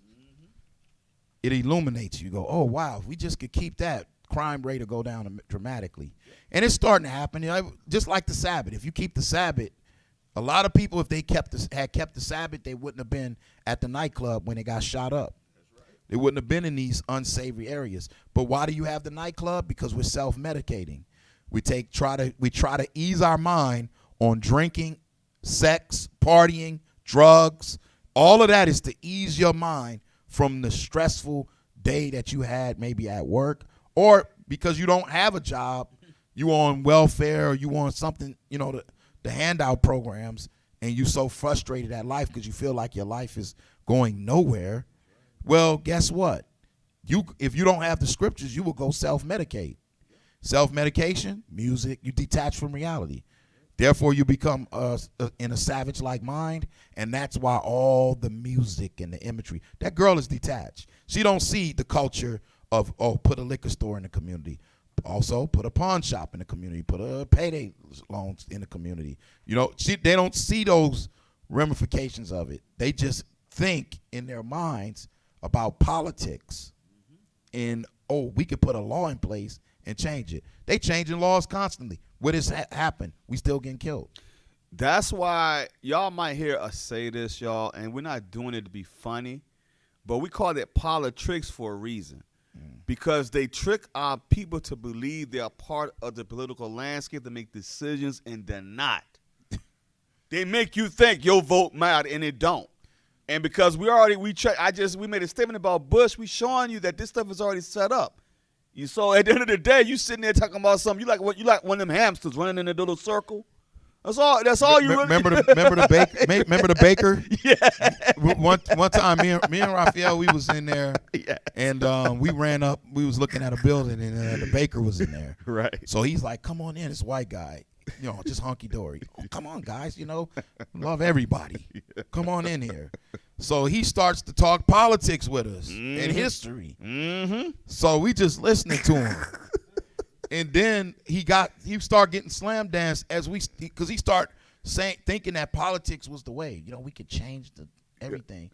And we had to ask him, sir, what about Ronnie Reagan and his trickle-down economics? How'd that work? You in a dusty bakery right now. How's that worked for you? Yo, he put his baking supplies there and turned and looked. Yeah. He looked at us like, how the hell they burned his pies. How the hell do they know about all this? Yeah. Because you forget, sir, we lived it too. We ain't live in a bubble. We know how this place works. It don't work. It does not work for us. Right. Because when the laws were being put on the books and all the thought was going into the generations of generations, like the Bible say, this man is thinking generations ahead. Yep. It wasn't for you. No. The generations ahead wasn't for you. You understand? That's why you have to realize to think generations ahead is to put your family in order and have them to understand these laws, statutes, commandments. They might not want to keep them. They might get older. They might not want to keep them. Who cares? At that point, I did my job. Yep. I lay down at night and go, I did my job. The end. Yep. And that's your responsibility. All right. But the Lord is mighty. And there's a higher power. It is a higher power that exists. And it's a righteous power. He's righteous. Pure righteousness. So So judgment reigneth consistently. Understand that. Acts. Yeah, Acts 27:19. The book of Acts, chapter 27 and verse 19. And the third day we cast out with our own hands the tackling of the ship. Uh-huh. And when neither sun nor stars in many days appeared, and no small tempest lay on us, sorry about that, all hope that we should be saved was then taken away. Come on. But after long abstinence, Paul stood forth in the midst of them and said, Sirs, ye should have hearkened unto me, and not have loosed from Crete, and to have gained this harm and loss. And now I exhort you to be of good cheer, for there shall be no loss of any man's life among you, but of the ship. But of the ship. So the ship is going to be lost, but nobody among you. Pay attention. Come on. Verse 23. For there stood by me this night the angel of God. Come on. Whose I am, and whom I serve. Whom I serve. Uh-oh. Come on. Saying, Fear not, Paul. Thou must be brought before Caesar. And lo, God have given thee all them that sail with thee. Wait a minute. God gave all of them that sail with you. All the people that's with you that's sailing, he gave you them. I want to see if y'all putting the similitude together. Come on. Verse 25. Wherefore, sirs, be of good cheer. Be of good cheer. Come on. For I believe God. Come on. That it shall be even as it was told me. Howbeit, we must be cast upon a certain land, an island. But when the 14th night was come, as we were driven up and down on Adria, about midnight the shipmen deemed that they drew near to some country. Come on. And sounded and found it 20 fathoms. And when they had gone a little further, they sounded again and found it 15 fathoms. Come on. Then fearing lest we should have fallen upon rocks. So they was sounding off to see how close they were coming to the land, because if they run into rocks, okay, they was looking out for the ship. But watch this. Come on. They cast 4 anchors out of the stern and wished for the day. And wish for the day. Wait for the day. Come on. And as the shipmen were about to flee out of the ship. So the shipmen was about to flee out of the ship. They were going to leave. Come on. When they had let down the boat into the sea. Come on. Under color, as though they would have cast anchors out of the foreship. Come on. Paul said to the centurion. He said to the centurions, the soldiers. Come on. And to the soldiers, except these abide in the ship. These men got to stay in the ship. Read. Ye cannot be saved. You can't be saved. You understand what's being said? These men got to stay in the ship. It's the same similitude of what the Most High has done now. The workers that's putting in work, the watchmen, we're inside the ship. You better get in. We're staying here. If we get off, you're destroyed. Period. Yeah, you have to be in order. You have to understand it's a purpose to everything. Just like Paul understood, these men, they got to stay on the ship. If they leave the ship, you're not going to be saved. Read on. Verse 32. Then the soldiers cut off the ropes of the boat and let her fall off. And while the day was coming on, Paul besought them all to take meat, saying, This day is the 14th day that ye have tarried and continued fasting, having taken nothing. Wherefore I pray you to take some meat, for this is for your health. For there shall not an hair fall from the head of any of you. You hear that? So why are they fasting? What are they believing in? You got to think about it. They're believing in the law. The mercy is going to happen, but you have to follow the law. You can't look at it like, oh, we got to obtain mercy by the politicians, or by going into democracy. But it also shows you, what did he tell them to eat meat, right? Mm-hmm. He told them to eat meat, right? So some of you people out there talk about you don't eat no meat. I had to mess with somebody. Yeah, they gonna get you. They gonna I'm get a me. vegetarian. I'm like, they gonna get going me. back to Genesis, brother. We only ate meat. I know, right? Romans chapter 12. I just thought about that story because you like, long as the men on the ship, it's like you can be saved. But if you don't follow the pattern, if they would have got off, then you're doomed. So it's like you have to understand the Most High has ordained people to tell the truth, to speak the truth. You folks out there that are talking and speaking the truth and talking to people, you can persuade unto salvation. All right.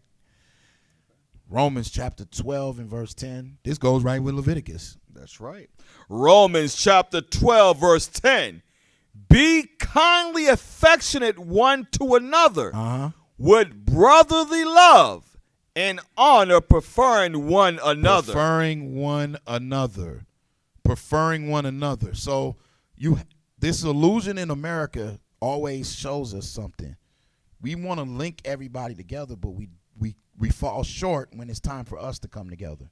That's a problem. You can't do that. Yep. It puts a burden on all nations in this place, because it makes you hide your pride for your nation. That's right. The so-called white man now, he's in kumbaya mode, knowing good and well he still have pride for his nation. Right. But he in kumbaya mode because America has put an illusion and put the melting pot on. Yep. All right. Matter of fact, we talked about this. Go to 1 Kings 8 and verse. What is it? Was it verse? You can start at 46. The point is 50. 1 Kings. All right. Yeah, because see, we want to hold hands with everybody else, but hate yourself though. Does that make sense? You hate yourself. You hate your own people, but you want to hold hands with other people. Stop worrying about that. I told a brother this maybe 12, 13 years ago. Brother, clean your own backyard first. Right. Clean your back porch first. You can't even start to think about the so-called white man, the Chinese man, the Arab man, whoever you want to call them. You can't even think about them until you fix your nation. Right. That's the responsibility. Because right? we're not respected as a nation. It's like once we build ourselves up, they don't even respect us even as a nation. Because we don't respect ourselves at the end of the day. 1 Kings 8, verse 46. 1 Kings chapter 8 and verse 46. If they sin against thee, for there is no man that sinneth not, and thou be angry with them, and deliver them to the enemy, so that they carry them away captives into the land of the enemy, far or near. Come on. Yet if they shall bethink themselves, Remember who you are. Come on. in the land whither they were carried captives, and repent. That's the thing. Remember you the Israelites, and then repent. Turn away from sin. Come on. And make supplication unto thee, Uh-huh. and the land of them that carried them captives, saying, Start doing the commandments in the place where you have been brought captives. Now, let me say this. You might not agree with you being an Israelite. Let's just say that. Right. But if you believe the Bible and you read this statement, you 100% know that we were carried here captive. So the Lord is saying you was carried captive to a place. Here you need to make supplication, and then that means start doing the commandments. Repent. Start doing the commandments, all right, in the place where you were carried captives. Were we not carried captives here? Yes.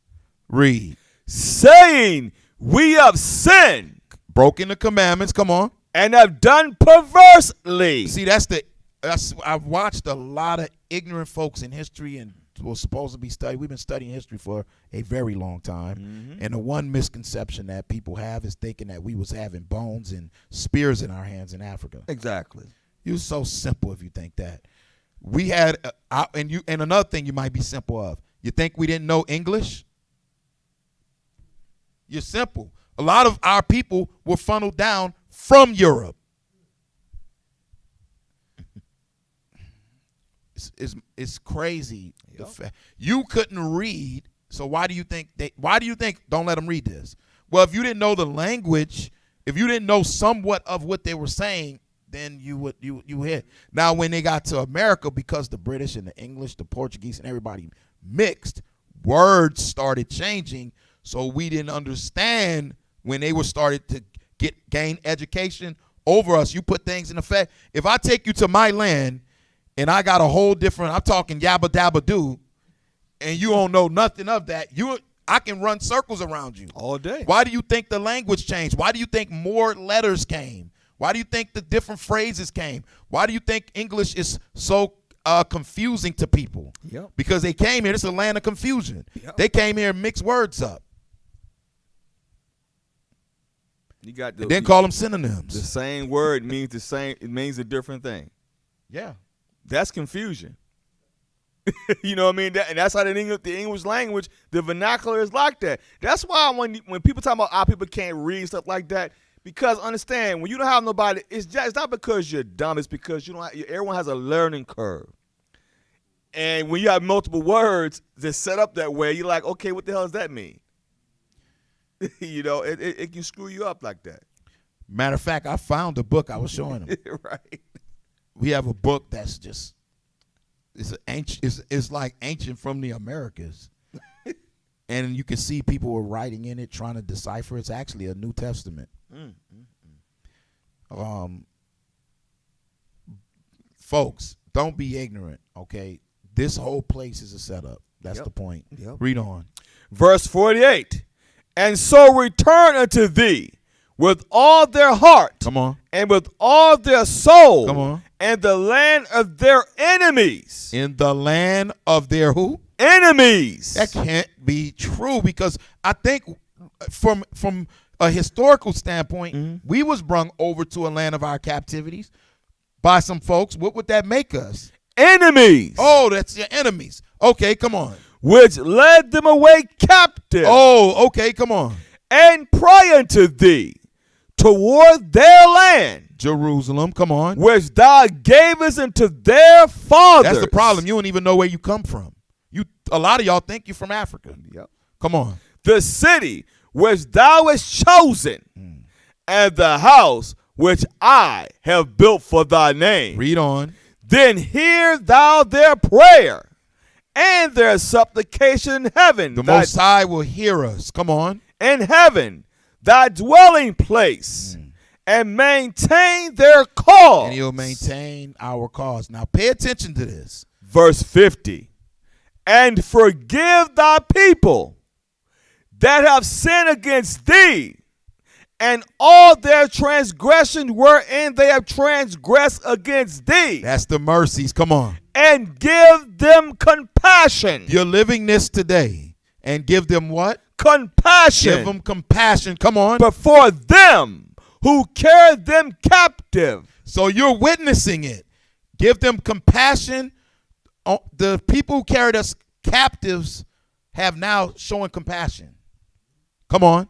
That they may have compassion on them. So the Israelites who've been brought into slavery now starting to wake up. A lot of us are waking up. This is why they're so frantic and they got to bring on people. They're not showing y'all behind the scenes. Behind the scenes, celebrities, politicians, people who are doctors, lawyers, all type of, from all walks of life are waking up. Just recently, Ice Cube popped off and said some things. People are waking up on a rapid pace. So they have to get frantic and start doing things. But you see the Most High pour a spirit out. Now compassion. Suddenly the black man who was underneath the roach, now his face is being carried around in other countries, talking about, God's people. You better wake up. Give them compassion. Come on. Verse 51.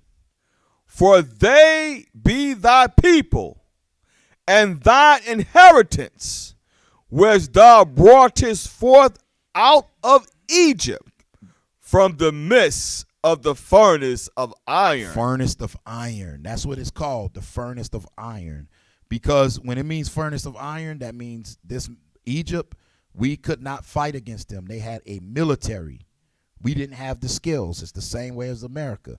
We don't have to have the skill set to fight against their military.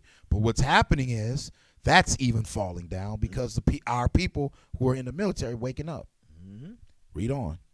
Verse 52, that thine eyes may be open unto the supplication of thy servant. All praises. Come on. And unto the supplication of thy people Israel. Of thy people Israel. That's so the mercies and everything is for Israel.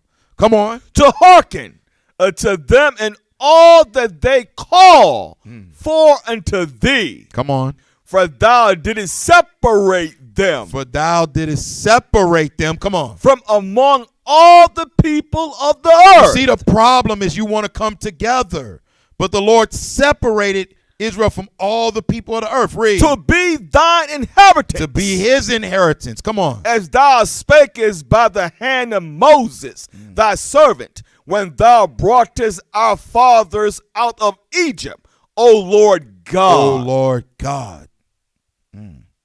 Lamentations 3.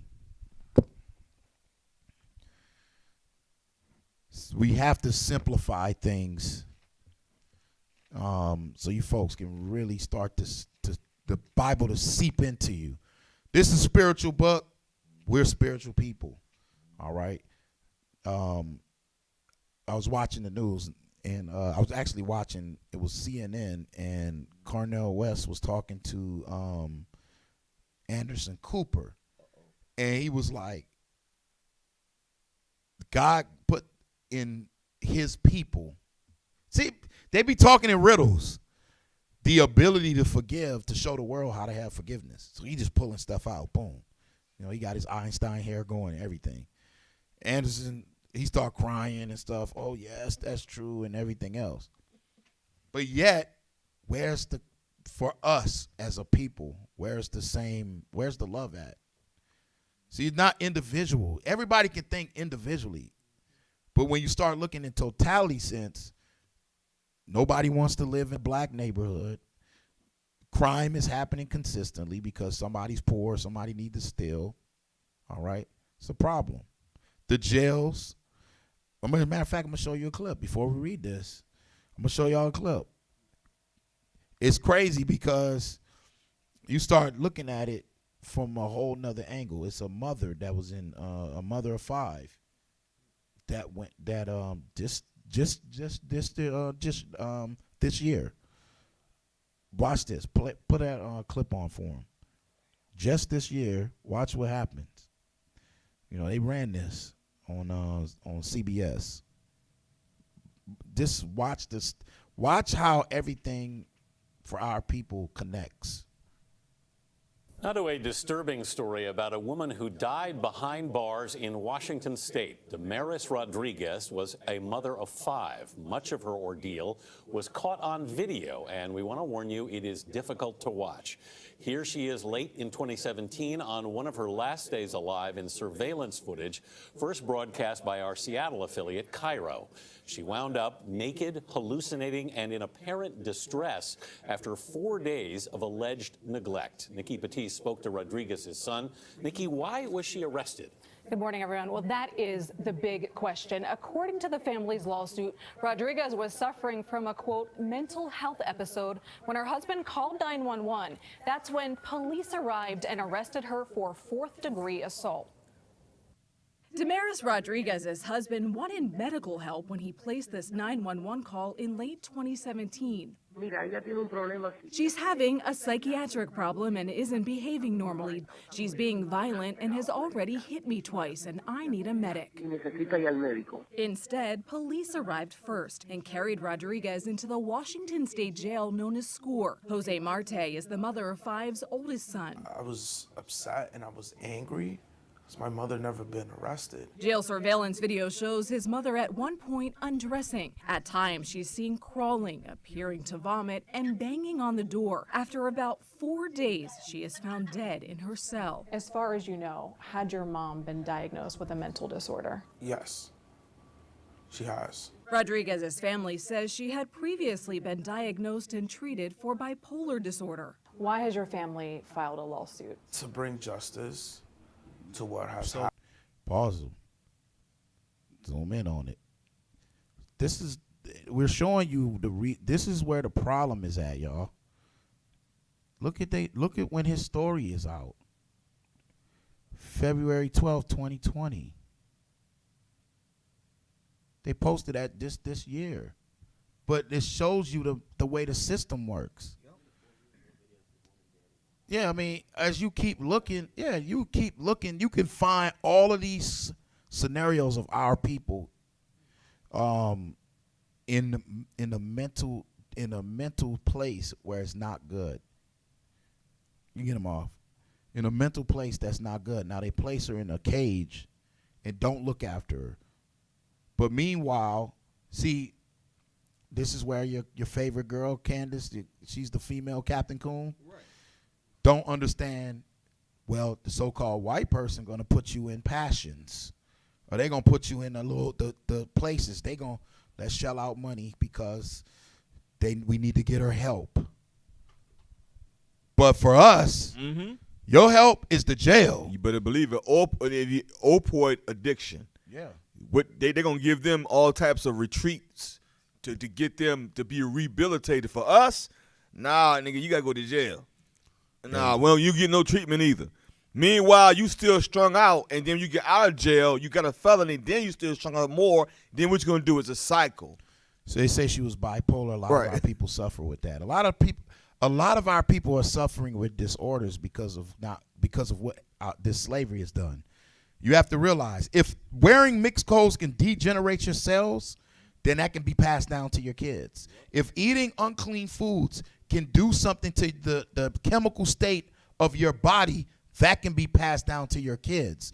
So all of the mental pressures of a mom and a father not taking care of his family, that is passed down. So we're living through so many ailments that it's not even funny. It's about a tender mercies of the Lord we are not consumed.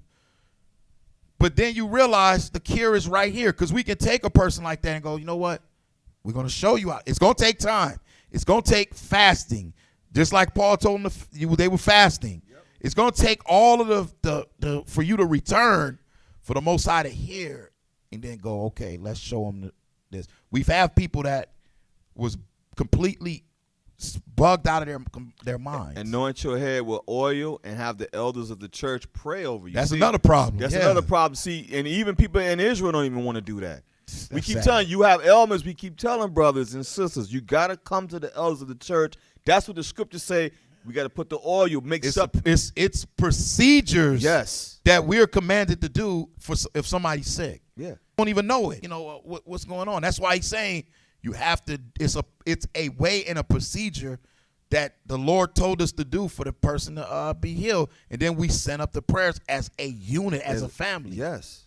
You don't think the Most High is going to hear it and heal it? Yes. It's lack of faith. That's all I mentioned today. You haven't, you know what, my luck is bad. Well, you don't believe in God. Right. There ain't no coincidence. There's no such thing as luck.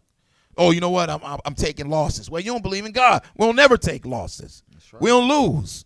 It's impossible if you have a higher power and you believe in it. It's not a loss. The Lord is directing you. Come out of your state of mind and understand that. Why do you think David was able to beat Goliath?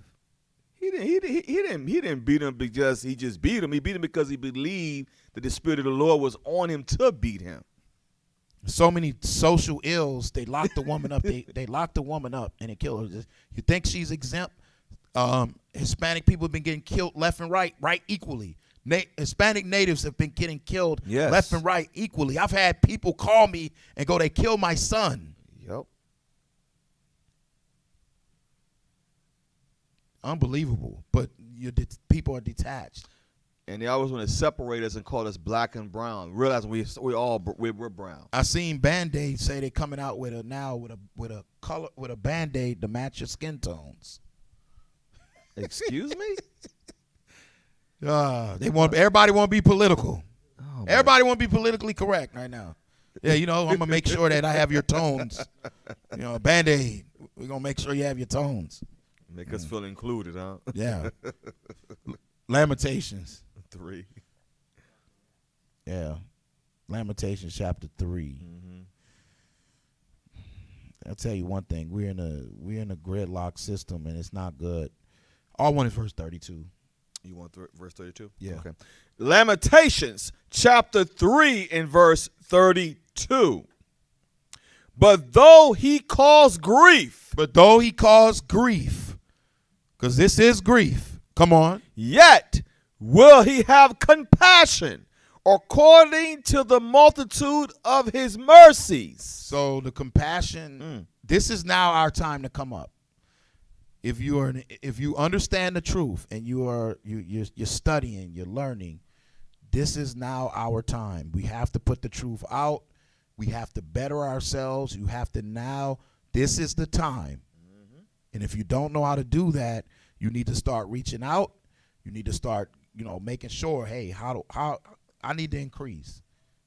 I need to get myself together on another level. This is the time you better do it. And you're missing out on so many different things. Yes.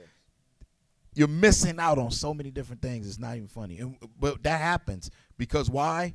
We're not, a lot of us are not, savvy enough to get in on stuff when it's happening. We miss out. All right? That's a problem. Daniel chapter 2.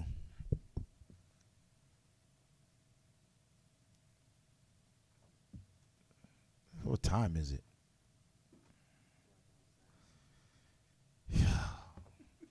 They ain't ready for no 6-hour class. Nah, they ain't ready for no 6-hour class.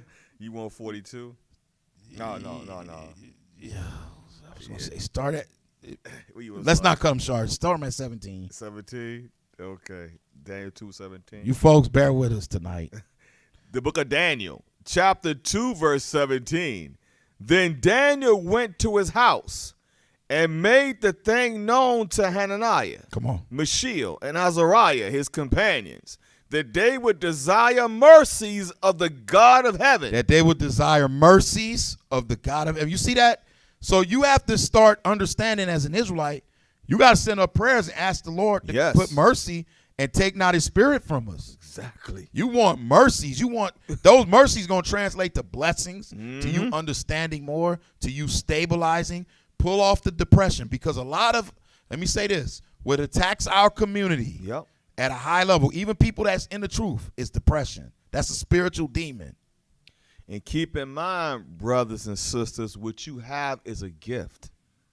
Once you understand that and you realize that, yeah, this is the condition of the battle. We just read that with Ezra's. This is the condition of the battle. We can't get through this without going through this.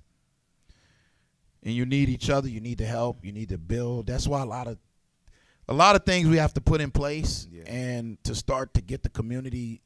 I'm talking about our people that know the truth in the organization and stuff to get you up and running, doing things to better the movement, to better yourself.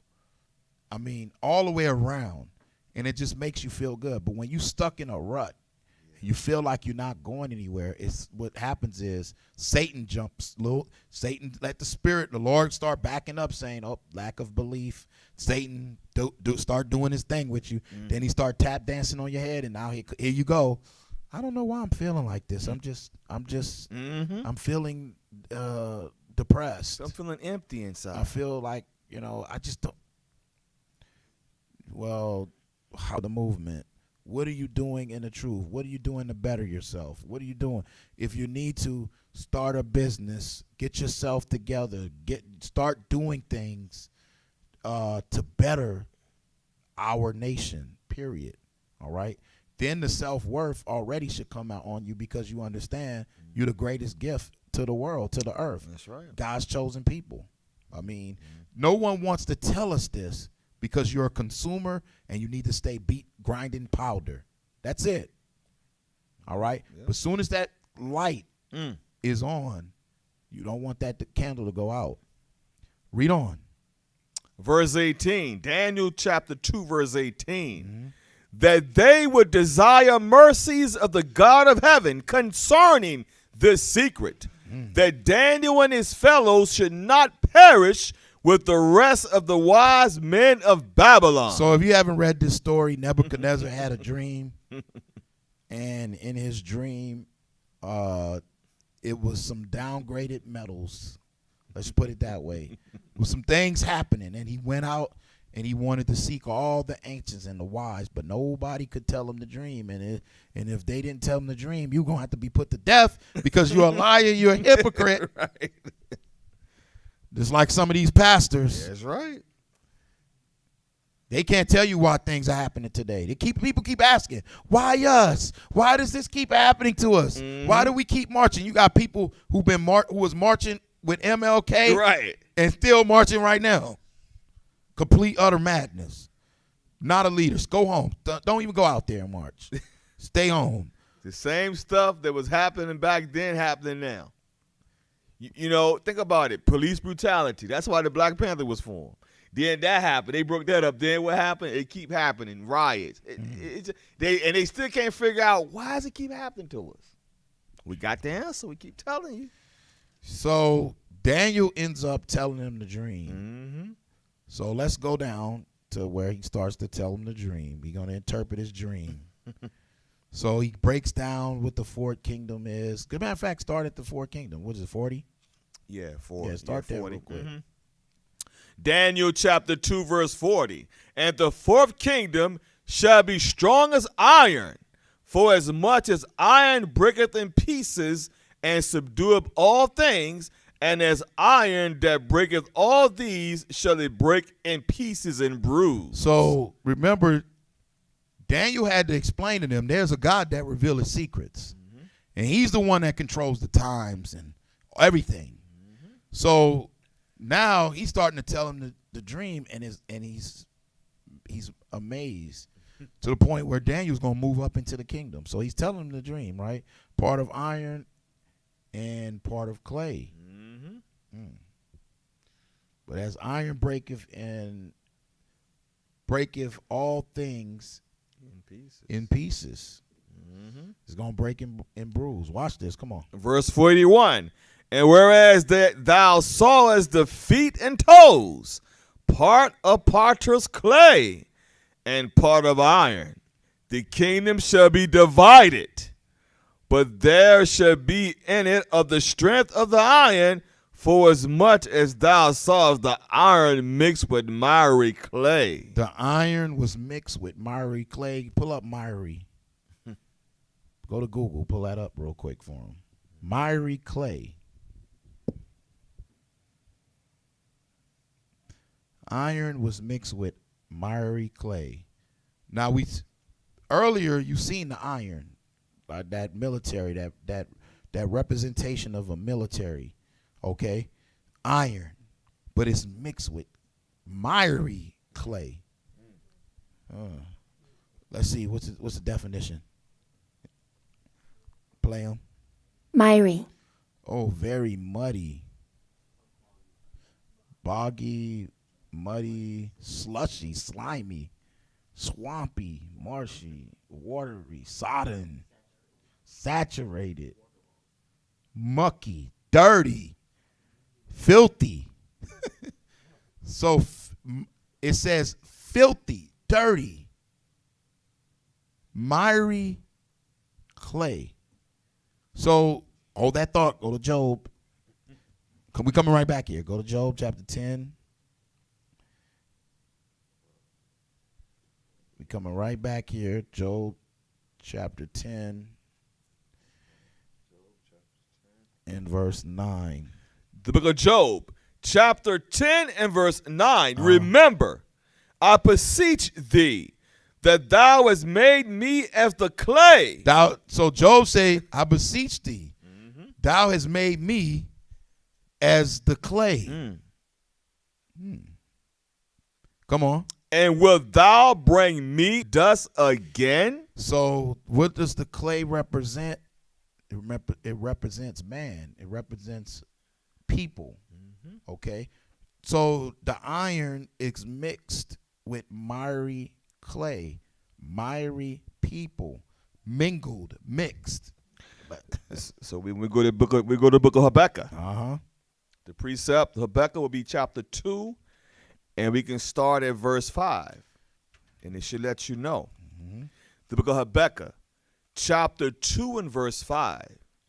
Yea, also, because he transgresseth by wine, he is a proud man, neither keepeth at home, who enlargeth his desire as hell and as death, and cannot be satisfied, but gather into him all nations, and heapeth into him all people.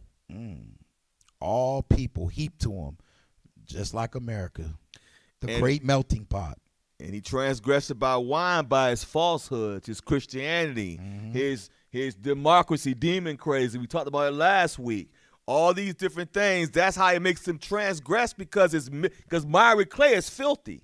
So the filth is the sin that this place pushed, because when you think about it, America go against God. He breaks all the commandments. That's why it blows my mind when people say God bless America. Every commandment known that's in the scriptures, they break it willfully. And they putting our people against each other in politics. All day. Instead of having solutions to come together, they're arguing about who's right and who's wrong in the Esau system. Go ahead. Verse 6. Shall not all these take up a parable against him? It's happening. Come on. And a taunting proverb against him. Come on. And say, woe to him that increaseth that which is not his. Didn't he take America? Didn't he go around taking and conquering places? Underneath Britain, didn't you see the British went and took Ethiopia spots? All these spots in Africa, the British took. America, they came. The so-called white man came to America and took that. Woe unto him that increases that which is not his. Come on. How long? How long? Come on. And to him that ladeth himself with thick clay. With thick clay. So that miry mush, that dirty mush, that thick clay is the so-called white man coming, mixing everybody together, giving them the philosophies and the ideologies of his own system. Okay? Understand that. Go back to Job 33, verse 6. So Daniel, he sees the fourth kingdom patterned after Rome, which is America. Daniel sees it. And he understands that, hey, this kingdom it seems strong, but it ain't that strong, because the last end of it has clay. The toes is miry clay. Right. The toes of it, the end. Right. Job 33 and verse 6. the toes of it, bro. That's the end. We love it. It don't go no more. You ain't going no more after your feet. Right. That's it. Yeah, he done. The book of Job, chapter 33 and verse 6. Behold. And you're right. Esau heel was grabbed. Come on. The book of Job, chapter 33, verse 6. Come on. Behold, I am according to thy wish in God's stead. In God's stead. Come on. I also am formed out of the clay. So we once again see that you have distinctions. All men form out of the dust of the earth. That's right. But you have distinctions. All right. The children of Israel is the Lord's heritage. All right. He set us aside. Okay. Go back to Daniel. Go back to Daniel. 42 now. Yeah. Okay. Daniel chapter 2, verse 42. And as the toes of the feet were part of iron and part of clay, so the kingdom shall be partially strong and partially broken. And it's going to be strong, but then broken. So you're seeing that. Y'all are living this today.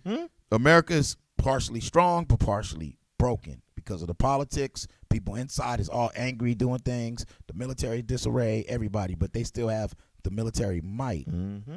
Okay, come on. Verse 43.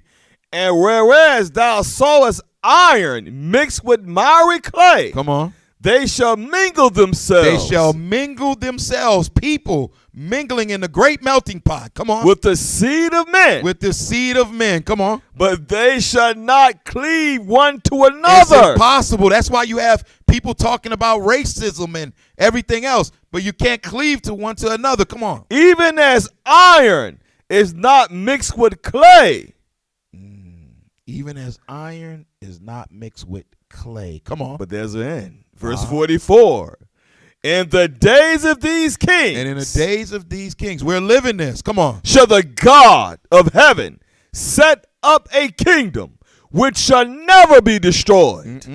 And the kingdom shall not be left to other people. That's why you can't mix. The kingdom's not going to be left to other people. Come on. But it shall break. Come on. In pieces and consume all these kingdoms. That's what you're seeing today. The Israelites are climbing up, and it's going to break in pieces and consume all the kingdoms. Come on. And it shall stand forever. That's the forever kingdom underneath Christ and the Israelites. Ezekiel 47 in verse 11. You got that miry. You want to be mixed with the people? Okay. Let's see what the Lord say. So you want to be miry. Everybody all equal. Let's hold hands. Kumbaya. Okay. 11. Yep.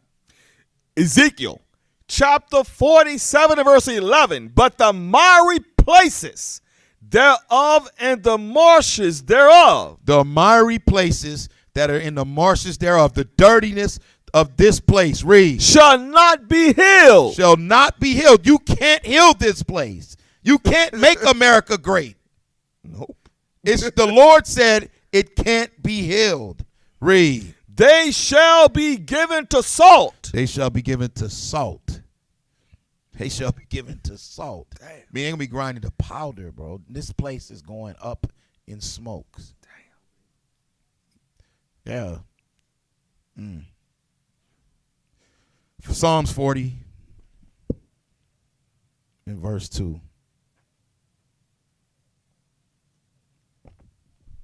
Psalms 40 and verse 2. The book of Psalms, chapter 40 and verse 2.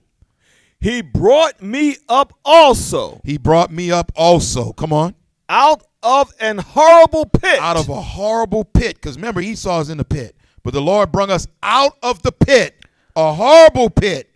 Read. Out of the miry clay. Out of the miry clay. The Lord brought us out of the miry clay. Took our minds out of it. We did the class the other night to show you about that water of Jacob.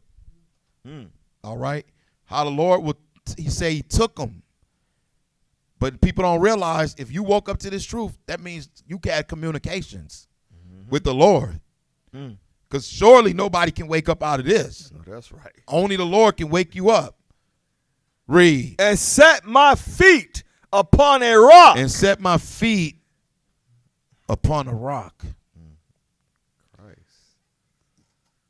1 Corinthians chapter 10, verse 1. And set my feet on a rock. The rock is stable. The rock is stable. The rock is solid. The rock is Christ. All right. 1 Corinthians 10 and verse 1. 1 Corinthians chapter 10 and verse 1.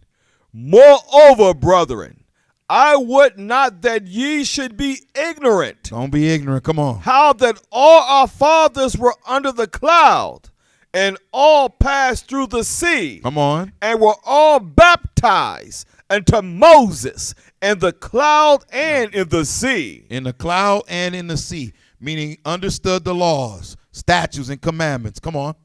And did all eat the same spiritual meat. And did all drink the same spiritual drink. And the same spiritual drink. That's the problem. You drinking other wine instead of understanding the true doctrine. Right. Read. For they drink of that spiritual rock. But they drink of the spiritual rock. Come on. That followeth them. Come on. And that rock and was that what? And that rock. And that rock reads. Was Christ. Was Christ. So you gotta ask yourself a question. Is people really following Christ, or they're following the ideologies of the so-called white man, America, aka Babylon the Great? Are you really following Christ? Are you trusting in oppression? That's the question. That's right. As for us, the book of Acts, chapter 5 and verse 29. The book of Acts, chapter 5, verse 29.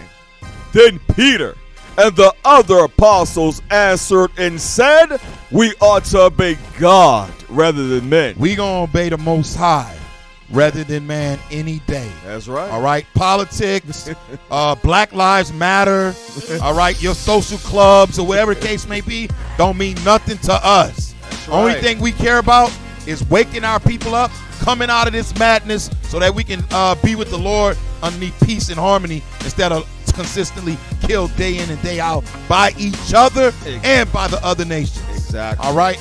We give all praises to the Most High in Christ. Praises. All right. You folks go to the website, IsraeliteSaintsOfChrist.org. The movement's getting stronger.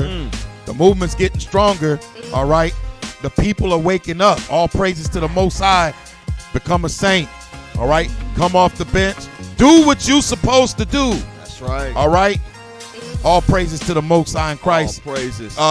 You folks that are on the sidelines, shame on you. You folks who don't believe in this, shame on you. Get in the game. But as for the watchmen and you righteous brothers and sisters out there, you continue to push to the apocalypse. That's right. All right. With that, we